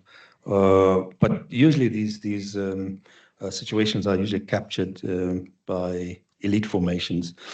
I do think even if you projectize, then you should push for that kind of inclusivity, as you mentioned, Alan. There's largely also questions about expanding new energy sources. This question of distribution of opportunities. In our own work, we talk about the displacement equivalent. If you have a mine that lasts 30 years or 40 years, what you displace it with, where workers will have stability of income, where those livelihood dependencies are covered. And that's not really, it's not clear to me that those opportunities are quite clear-cut, particularly if you're saying you want to expand the grid or displace coal. They're quite evident to people. They're not visible, but a mine is visible and a job in a mine is visible and it's tangible. So the tangibility of what you do is going to be very crucial. And then the role of local government has to be very key because of service delivery. There are lots of social benefits that if they're not delivered, they're out of pocket costs for people that are dependent on state services that are not being delivered. So maybe just to put those threads. Wait, you wanted to go last, or do we get Jared? Okay. Jared? I'll talk about risk sharing. So yeah, I mean, I'll pick up on that question because I mean, I think to a certain extent, I do agree with Rudy on the fact that government does take on a lot of risk on these projects and project prep, etc. And private sector tends to come in when, only when certain things have been de-risked at a certain point.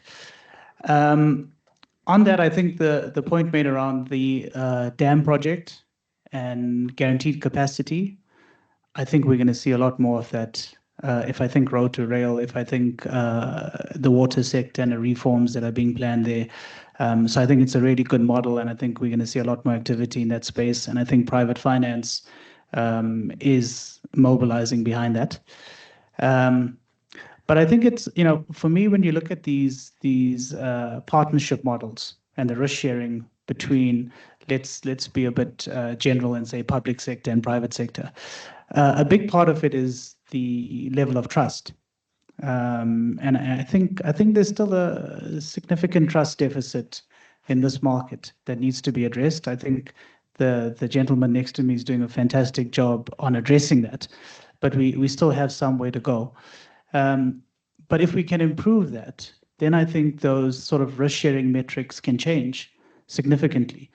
And we've seen that within Global South peers. So I went to Vietnam last year, and the level of risk that private sector is participating in is far higher than what we're willing to accept in this market. Colombia and Peru, if you go and look at some of their infrastructure programs, again, private sector is taking far higher risks. But it did come after a lot of work around reform and building trust between those two sectors again. So I would still say we direct a lot of energy towards that. And I think just on the just point, just to echo what Salim brought up, I think local governments inherently play a massive role in unlocking some of the just outcomes that have been targeted within the JET. And I hope that the market can coalesce around supporting those institutions in the upcoming years. Thanks. Thanks. Rudy, you've got the last word. So they leave all the difficult questions for me, and they all focus on the just part, which is also difficult, by the way. I was not involved in the RIP stuff, so I think it's just important to clarify that. But you're right. The point about it, I made this point, and maybe I should just walk back a little bit. I said it's run its course. I think it's run its course in the model. Public procurement is quite an important part. And sort of from bid window 4-5, we had to look at redesign. Now, partly so because we just use a standard technology curve, right? So initially, when we started off, cost was high. Average, I think, in bid window 1 and 2 was about 3.50 cents a kilowatt hour. That's because we were at the top end of the technology. We didn't introduce any of these things. But every successive bid window brought it down. So when we went to last, I mean, if you take the cost per kilowatt hour for the last round 7, it's 47 cents, right? So we've come quite a far way in bringing down the cost. But that's what it is. It's about competition and cost. So I certainly do think that public procurement, and now with a new element of private generation, it's not public, it's not a classic REAP program. An off-taker is not a guaranteed off-taker as it is with the REAP program, which is Eskom at a particular price. So I do think that that's an important part. I know that the National Treasury colleagues, Reserve Bank as well, has looked at the redesign of that. And you see some of those elements have come through when they were looking at the ITP for transmission. Private sector said that if you're putting out this, we want a level of guarantee to underwrite this. And Treasury put down their foot and said, no, we're not doing it. So we look at credit guarantee vehicles as an element to try and address some of the risk possibilities. So that's important. I'm hoping they announce that fairly soon. And so for the bid windows, I think it's going to be important that we do make those changes. It's now 15 years later. Bidwinder 1 is reaching an end. I know some people are reaching out and says, hey, well, we're almost done with our bid. I'm sorry, with our 20-year PPA. What happens to this assets? Probably another 10, 5 to 10 year lifespan. That's all it has. I agree with you. I think it's going to be very difficult for Eskom to get the sort of guarantees they had from Madupe and Kusile. So you got to be wary about that. I think the Treasury colleagues and government will probably do quite a bit of use public finance to leverage private capital into transmission. But the ability to do the same that you did for Madupe and Kusile is long gone. And there are reasons for that, right? Firstly, private sector can build also generation capacity and use the grid to transport its electrons. Secondly, debt moratorium conditions have taught us, you can't do that. You can't continually bail out and we pass the cost onto society. And therefore, Eskom would have to use its own balance sheet in future if it wants to build large generation projects, if that's the case. In most instances, as you've used the issue of Eskom Green, I think that if they want to build that, I suspect the good model is they're not going to get a check from National Treasury and says, don't worry, we underwrite you for 50 billion rand. And then, of course, which was Madupe and Kusile, and the costs quadruple, right? So you got to think, and I think we're slightly more brighter in the way that we got to do that. But certainly, I think the introduction of competition, the introduction of a wholesale electricity market, all these elements make it much more easier from a fiscal point of view and from a sovereign to be able to ensure that we don't get the risk entirely from one utility, that the market can work. So I do think there are a couple of creative things. We just got to get that out of the way.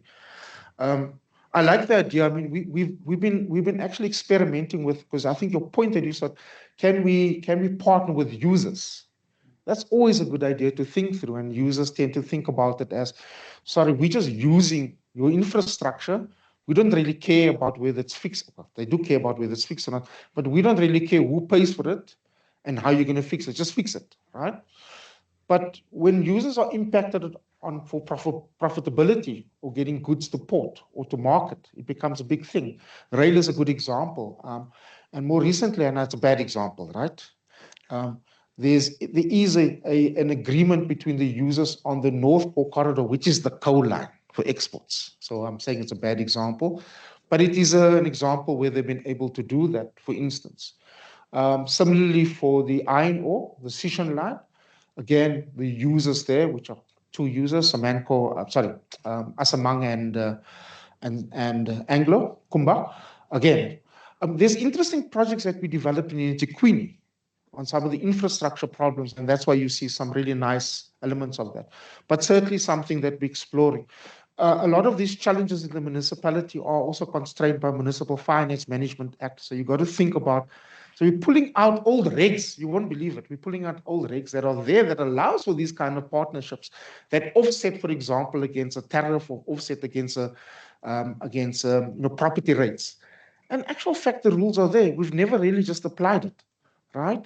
And so this is quite an interesting thing that we're looking at more and more to be able to do that. It is not sustainable in the long run. Of course, you've got to have the ability for public-private partnership or private to be able to do that, and not, for example, offsetting against a track charge, because then your income declines because you're offsetting that against something else when you have to allocate that for investments, either in operational expenses, maintenance, or long-term capex. So I think it's more sort of interim way of trying to deal with the crisis that we have in poor maintained infrastructure across the system going forward. And that for me is going to be quite an important area. I'm quickly going through the rest. Just there's one more. Okay, one last one, and then we need to. There was one that I've got to talk to. I'm not talking about the comments by the minister on jet. I thought the point that Jared makes, if I may just, this is important. I mean, you can do it as we see on green hydrogen, as we see on autos. We move from autos for green new energy, or the shift from road train. But 43% of our total carbon emissions is electricity based. So you cannot in that sense. So you're at a point where You can produce significant amount of your own energy that assumed is 99% renewable based, or hybrid projects, including battery or some gas. But it's where you're stuck with regard to transmission. I think that's the point, right? So you got to ultimately unbundle. And here's the controversy, right? And I say this outrightly, everyone knows this. You got to unbundle Eskom. Half-heartedly. We've got to unbundle it so that we're able to utilize the transmission assets to allow for investments in renewable, hybrid gas, and others to be transmitted across the grid. Incumbents act that way, because if we allow, for example, the existing transmissions assets to remain there, what does happen is that investments in transmissions will be for the incumbent, not for anybody else. That's how it works. It's not unusual to Eskom. It just works all over the world, public and private. Right? So we've got to think about the best mechanism. The second point, and the last one, is that what is important for us from a critical point of view for energy right now for everybody? Price, nothing else. So we've got to bring down the cost of electricity significantly so, and quite rapidly. You can only do that through competition, even public competition. Let's just say Eskom Green suddenly is outside of Eskom. It's just an introduction of competition and introduces a competitive curve that slightly looks a little bit better, right? And I think those are important elements. So unbundling, the ability for us to be able to access those assets, competition, and bringing down costs for us is fundamental, or we price ourselves out of the market and for exports. Thank you, sir. Thank you very much. Thank you to our panelists. That was a great conversation. Let's give them a... We're now going to move to the launch of the tagging tool, and we're going to go to the video, which explains it better than I could. So over to Sandy and the video. Thank you to the panelists.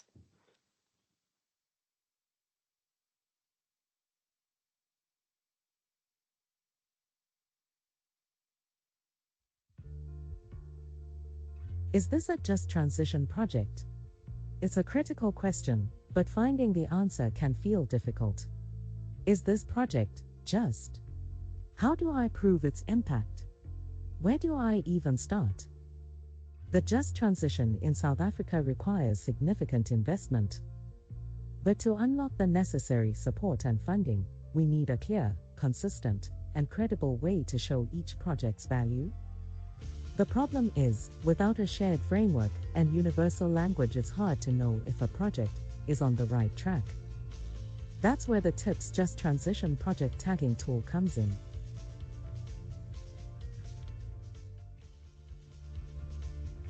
Developed by Trade and Industrial Policy Strategies, TIPS, this easy-to-use online tool helps you determine whether the project you are assessing or a project you are developing aligns with the principles of a just transition. Whether you're a banker looking to finance a project, a donor assessing projects to support, a business developing a new factory, or climate-friendly technology, or a community empowerment socio-economic development effort, the tool asks relevant questions tailored to the specific characteristics of a project, ensuring the process is accurate and meaningful.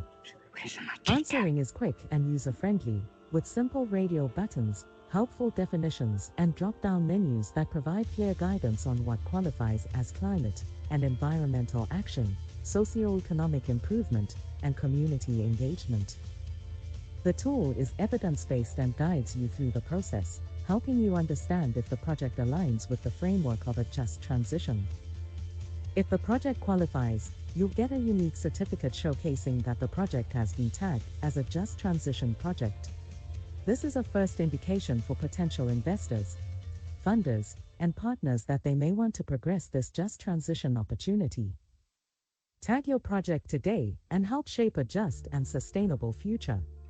Visit JT Project Tool, tips.org.za to learn more and start your journey.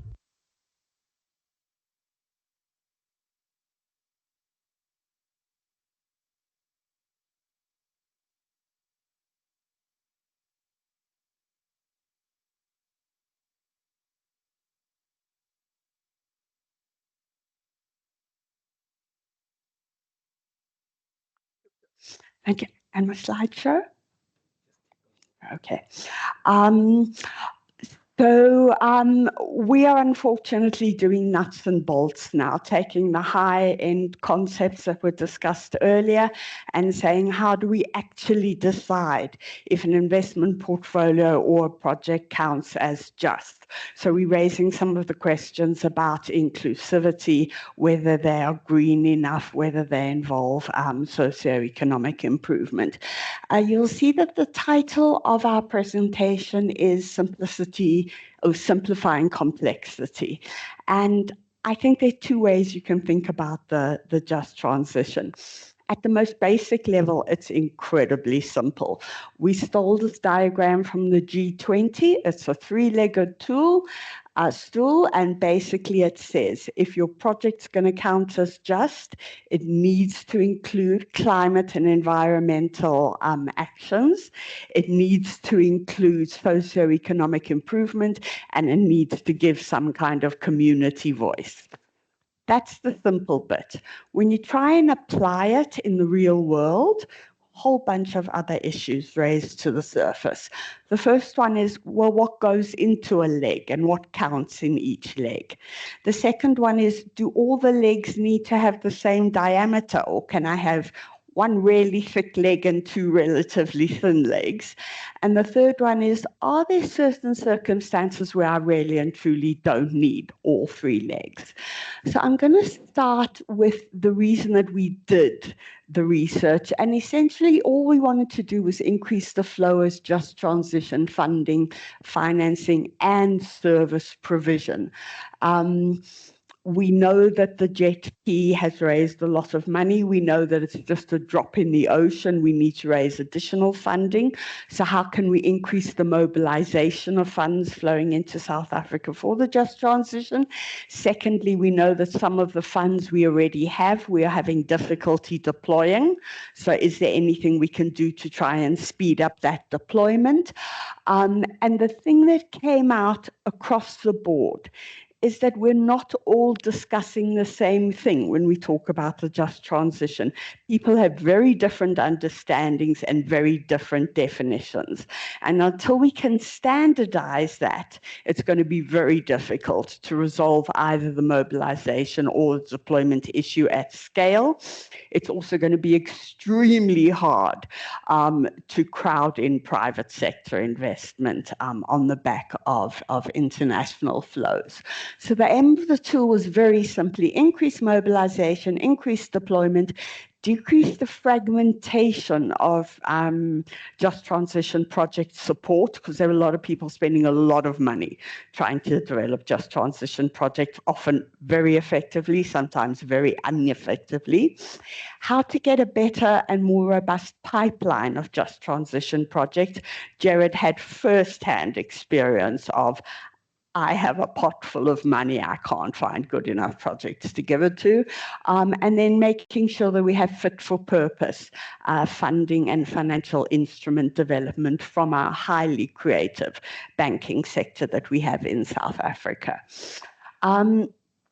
So it's been a 5-year journey, and I'm just going to quickly take you through the highlights, not because you're interested in how the sausage was made, but just because we came up against a couple of roadblocks, and I want you to know the key decisions we made in terms of resolving those.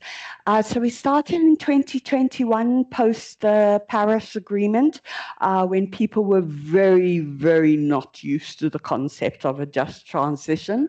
And we went out, and because there wasn't a definition, we went to people and said, have you identified your own project as just? If they said yes, we said fine, we collected their evidence.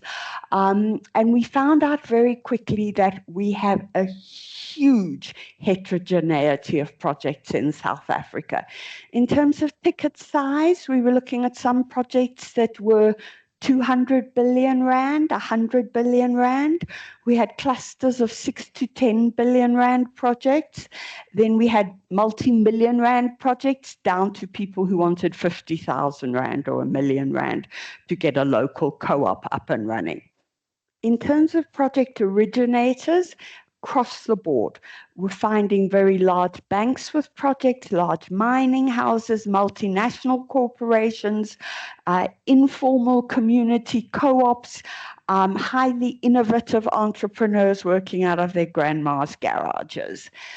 In terms of sectors, and very different to the conversation on the panel, they were not limited to the energy sector, and we at TIPS feel very strongly that the just transition is broader than just the energy sector. It has to be an economy-wide transition to a low-carbon economy.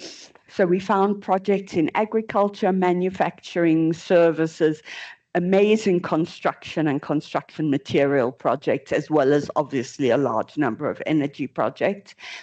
And then we found, very interestingly, that projects had different primary focuses, whereas in the global north, almost all the just transition projects are green-based and want a green outcome.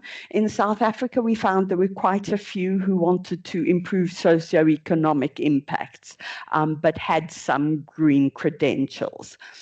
So we realized we needed a portfolio approach and that everyone was going to have a role to play. It wasn't just going to be a couple of large companies. It was going to be everyone in South Africa. And then we needed a definition that was going to be consistent and rigorous, but would be able to embrace that kind of heterogeneity. Didn't have a clue where to start, but realized we weren't the only people in the world who'd ever faced that problem. So we found international research, and we looked at the OECD's work that they did in the late 1990s after the Rio Summit. The Rio Summit was the first time that global world leaders got together and agreed that climate was an issue. They had no language. They didn't have the word climate mitigation. They didn't have climate adaptation. They literally had no language. The OECD then went back and said, we want to track the amount of overseas development assistance that's gone to what we agreed in 1998 in Rio.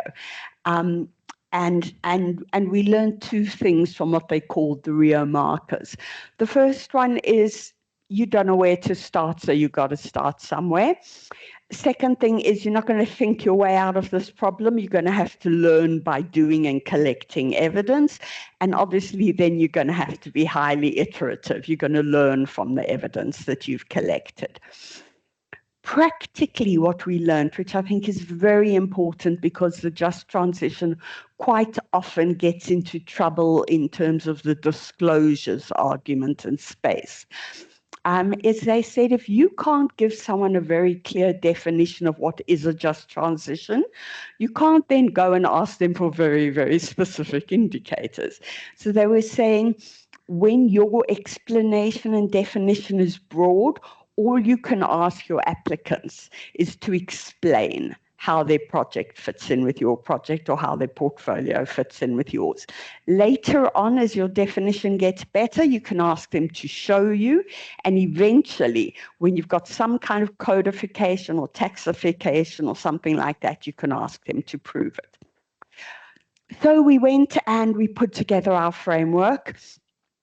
We used as our departure point the G20 blueprint for a just transition, which came from their impact task force on how to mobilize institutional investment into the SDGs and the just transition. And we did that because I think Rudy and a couple of the panelists mentioned that we've got very limited fiscal resources, so we need a lot of income coming into the country. So interoperability is crucially important. And then we based it on the three legs: climate and environmental action, socioeconomic improvement, and community voice. And then obviously we needed to contextualize it for the South African situation. So the three big things we learned from that is we need to differentiate the primary purpose of projects. They're not only going to be green in South Africa, some of them are going to have as their key driver socioeconomic improvement, which is crucial in a country like ours with the levels of inequality that we've got. Secondly, we were going to have to provide very detailed guidance on what counts as green. And more importantly, we were going to have to go into the very uncharted territory of what counts as socioeconomic improvement. So we came up with our first application in 2024. We crashed and burned. It was an absolute disaster. Basically, we had a whole bunch of really, really good projects that we interviewed that if you looked at them on paper, you'd say, this is fabulous. This is definitely what we want from a just transition project.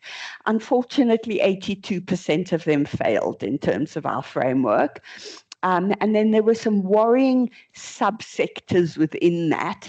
The first one is socioeconomic improvement projects were failing at twice the rate of green projects. Secondly, any project which was a pilot or proof of concept project was failing. We had 100% failure rate on them, which is problematic if you want to diversify your economy and you're looking at developing new green sectors. And we found that all enabling projects, so everything that the panelists were mentioning in terms of supporting municipal capacity building, training, policy support for the government in terms of upgrading regs and legislation for new green industries, all of those projects were failing.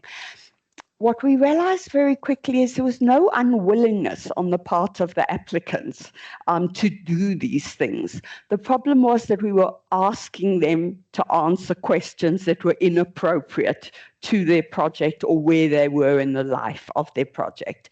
So we decided, can't go for a one-size-fits-all, going to have to be bespoke, going to have to be complicated. And unfortunately, we also realized that a lot of people putting a lot of lipstick on a lot of pigs. There was a lot of just transition washing, and you can see projects. I've been working with government and in the project development space for 20 years. Projects that I saw 20 years ago, I was suddenly seeing again all dressed up as just transition projects. So we came up with the second iteration, which was bespoke. We have a consistent and rigorous set of criteria, but we apply them based on the categorization of the project. And we categorize the project in terms of those 5 criteria, which I'll tell you more about later. We got much, much better results. We passed the projects we wanted to. We still got rid of our ugly pigs. Unfortunately, it was so complicated that pretty much the only person in the world who could use the system was me. And that pretty much gave rise to the digital tool and why we are here today. So what we did is we created a very clever algorithm. And what the algorithm does is it asks the appropriate questions to a project based on the 3 legs of the stool. So I'm just going to briefly give you an overview of how the tool works. In terms of eligibility, we do have some excluded sectors, so no new fossil fuel projects. And then obviously we're excluding the sin sectors. You have to comply with the law and the constitution. We didn't think that was a big ask. Very importantly, it had to be more than just an idea. And that is the problem we find with a lot of just transition projects, and Jared will attest to that with his matching fund. People have a fabulous idea that we're going to have a solar-powered, maglev, driverless, automated public transport system in Middelburg. Great idea. Yes, it could be just. Have you done any of the research? Does any of the technology exist? Absolutely no. We don't want to clog the system with that kind of noise. So we have a whole bunch of filters to make sure that something has actually been thought through and that it's more than just an idea. And then we insist projects are financially sustainable. Now, our bar for sustainability is incredibly low. The tool is agnostic in terms of the rate of return. We don't care if it's a grant investment and you get no return. We don't care if you're an impact investor and your return comes in the form of a social dividend. We don't care if you give a 2% return or a 5,000% return. But what you can't do is be designed upfront to be based on a continuous injection of capital year in and year out. So you need to be able to wash your face. Then we categorized the project so that we would ask them appropriate questions. So the first categorization we use is geography. So are you a project located in a specific locale, or is it just a general idea? Now, this is practically actually incredibly important, because if you are going to build a water treatment plant in a particular area, then the community and the impact is going to make a difference. If, however, you're thinking of a grey water system that can reduce the cost of water for municipalities across the country, whole bunch of different questions that you have to answer. So geography is an important criteria. The second one is the nature of the project. Are you producing something that's tangible, a training course or a factory or an SPV farm? Or are you producing an enabling project?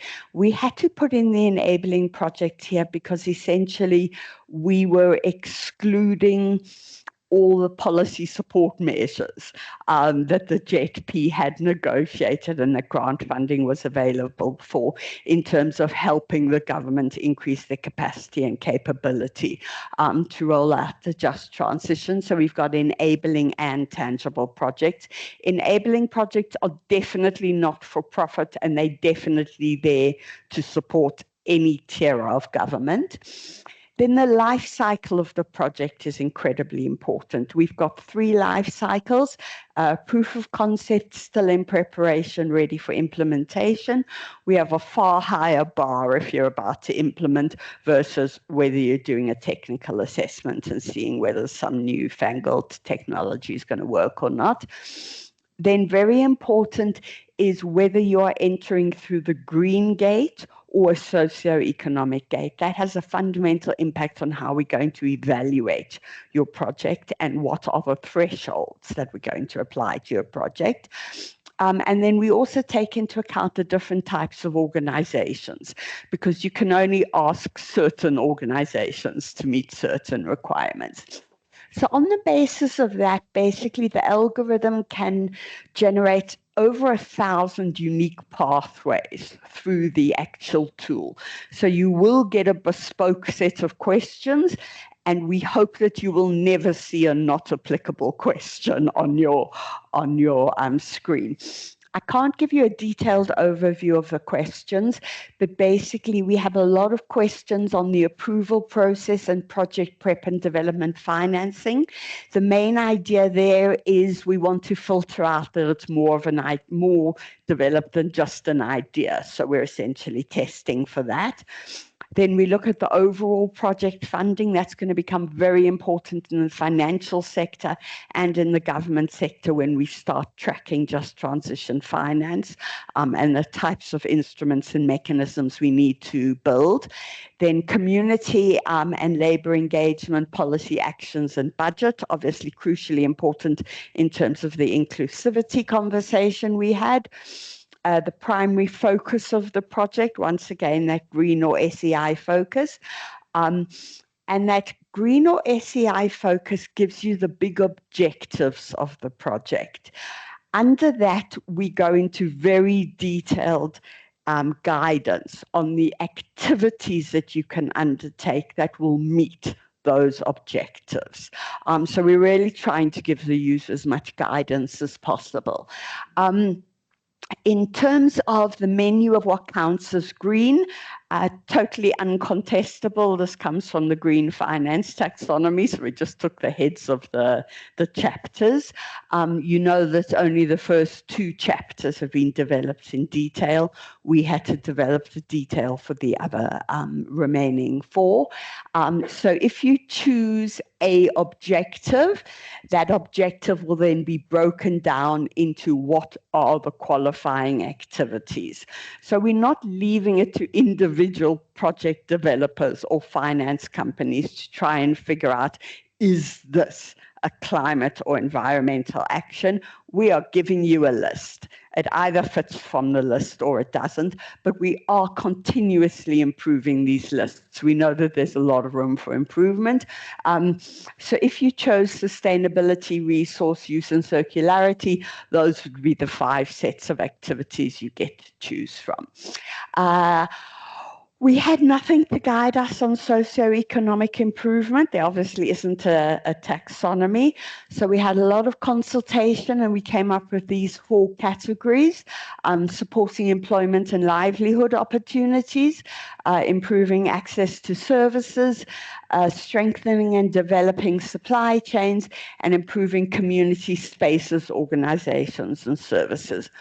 Once again, for each of those, we break down what are qualifying activities, and these need a lot of work, but for example, that would count as an activity that would count towards meeting your objective of supporting employment or opportunity livelihoods.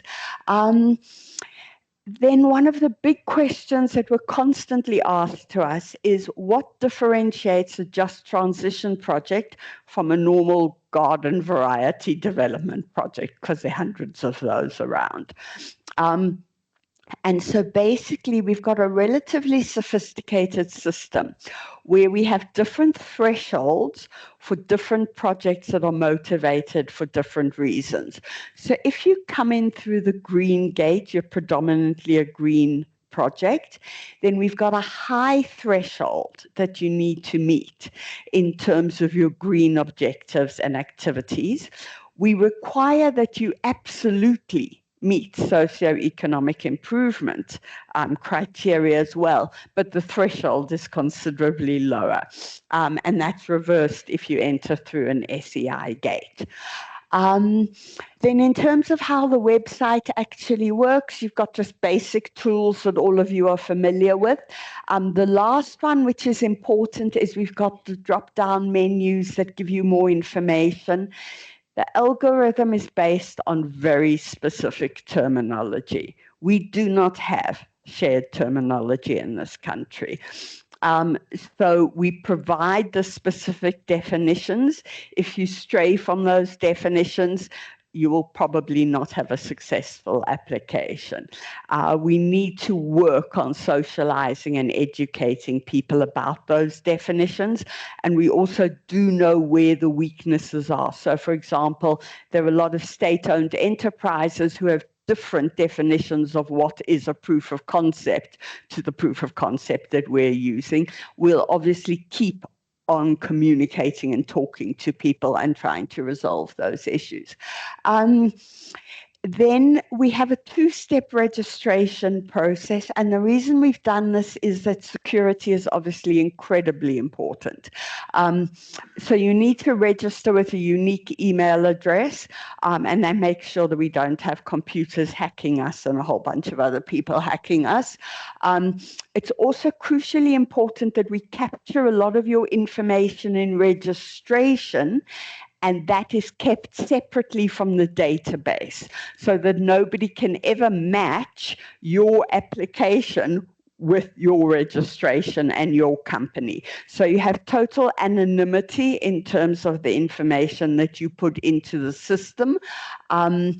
And we've also made it very simple that if you are a banker and you want to put in 27 applications of SME projects in the agriculture sector, you don't have to register every time. You can just put in multiple applications.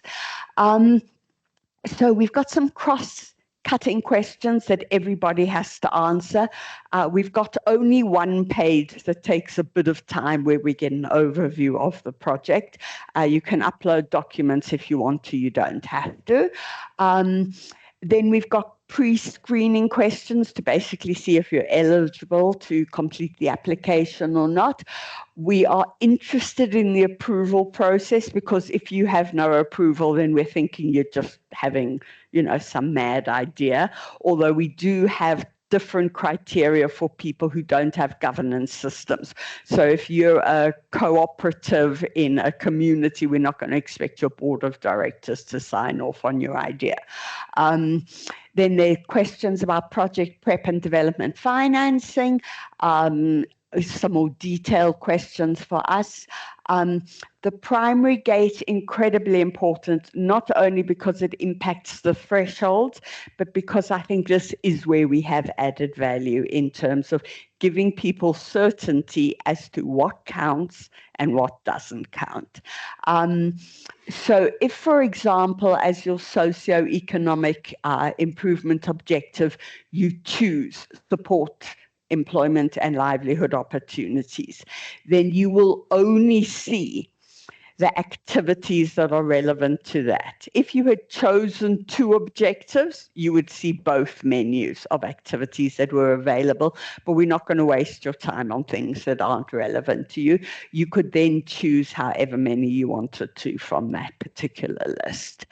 Then we've also got some deep dive questions. The deep dive questions tend to be for tangible projects that are at the end of their life cycle and are ready to be implemented, where we really need the most information. So for example, if you were a place-based tangible project, we would ask you questions about community and labor policy engagement. We'd say, do you have a policy? Do you have a document? And have you actually already engaged with the community? Then we ask a whole bunch of follow-up questions. Some of these are nasty to check if you've been lying in the previous slides. We say, how many engagements have you had? What's the format been? And have you costed those engagements? Then we have even more follow-up and double-check and verification questions, such as what is your total budget? So we know that if you have this elaborate policy, which you downloaded pages ago, but now you've got a budget of 1,000 Rand, something's not adding up. And then what's your actual spend to date? Does that correlate with some of the previous answers you've given us? You also can't go back and change your answers. We have been a little bit nasty. Then you will get to the end of your application and you will ask the system to evaluate your application, and you only have one of 2 options at this point. Either, oops, sorry, your project didn't count as just transition, or congratulations, your project counted as a just transition project. If it did, then you can view a certificate. It'll give you the name of the project. And it gives you a QR code, which is really important, because if anybody then wants to rely on that certificate, they can go back to the PIPS system and check that it was a legitimate application that was made and that people haven't been photocopying and fraudulently creating these certificates. In terms of where we've tried to add value, for the funders, the financiers, and people offering support services, basically what we think we've created is a consistent and objective initial screening of whether something counts as just or not. We are not telling you whether to invest in it or not. We're not telling you if it's a good project or not. We're just saying, against these objective criteria, we are telling you that this project does count as just. Whatever you want to do internally going forward is entirely up to you. It's free, quick, and really easy to use. It works for any kind of project. It'll work for a 200 billion Rand green hydrogen project, and it'll work for a 50,000 Rand FET cook project like Alan was talking about earlier. The other thing is that we have a lot of flexibility in terms of how you deploy it. You can either ask your applicants to fill out the form on the JT website, or you can have someone behind the scenes checking your applications for it.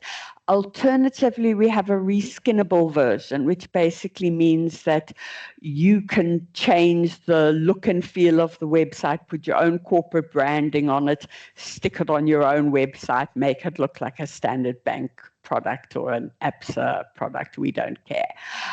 We will still own the back end and we'll still own the algorithm, but your clients can see it as an add-on to your business. And then in terms of project originators and developers, once again, it's an external and objective view of what counts as a just transition project or not. And we're hoping that as more and more people adopt it and use it, it'll become a tangible resource where you could actually go to a DFI and say, look, it does count as a just transition project. What kind of concessional funding or blended financing can you offer us on the basis of that? I think we've made progress, but there's obviously a very, very long way to go. These are three big remaining hurdles, but we have plans for all of them. The first one is the status of the certificate. We as TIPS developed this as a public good. We didn't do it under a mandate of any government department or anything like that. We've consulted extensively with everybody in government, in the PCC, in a whole bunch of NGOs, in as many organizations as we can, and with a huge number of private sector people in and outside the financial sector. We still need to finalize an official government sponsor for the certification. And obviously we're caught in a spiral where you've got to use it, and using it will drive adoption, and driving adoption will help people align with it. So we're in that cycle at the moment. The way we think we'll solve that problem is by appropriate partnering. We're open to partner with absolutely anybody. And then through a huge education and socialization program, which we've already started rolling out, but will continue to roll out. The second problem is that the algorithm accepts inputs, but it doesn't verify them. So as I said, a lot of just transition washing, and a lot of people just blatantly lie, to be quite honest. Very similar to BE certificates. If a third party is going to rely on a certificate, it's their responsibility to have to verify and do the due diligence on that. However, we have a lot of IT options which we can apply to the algorithm already, which will massively increase its ability to separate the wheat from the chaff. And there are also a whole bunch of things we can think about in terms of due diligence and verification processes to help third parties who need to do it. And the third weakness at the moment is that the tool is unidirectional. So what we mean by that is we don't give you a reason as to why you failed. You get a pass or a failure. We don't explain to you why. The system generates very detailed failure reports, and the system administrator has got access to that, which is basically me, but absolutely nobody else. So that's a issue. Second issue is we don't have any referral or support systems.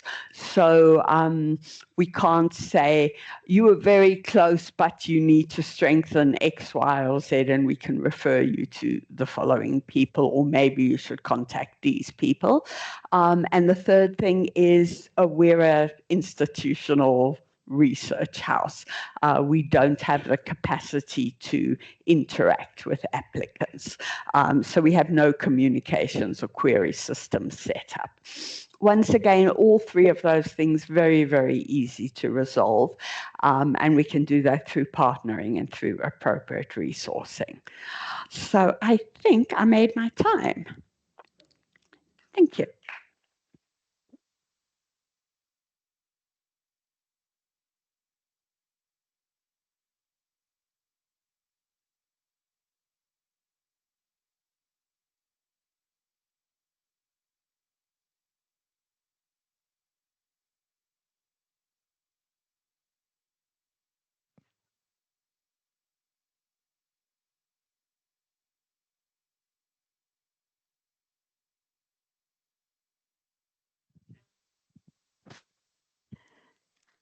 your operator error. Thanks so much for accompanying us this morning. Certainly been a lot of food for thought. A lot of work is obviously happening in the just transition space. And I think we can all continue that, maybe discuss it over lunch. And yeah, we welcome further interactions with all of you on it. Thanks.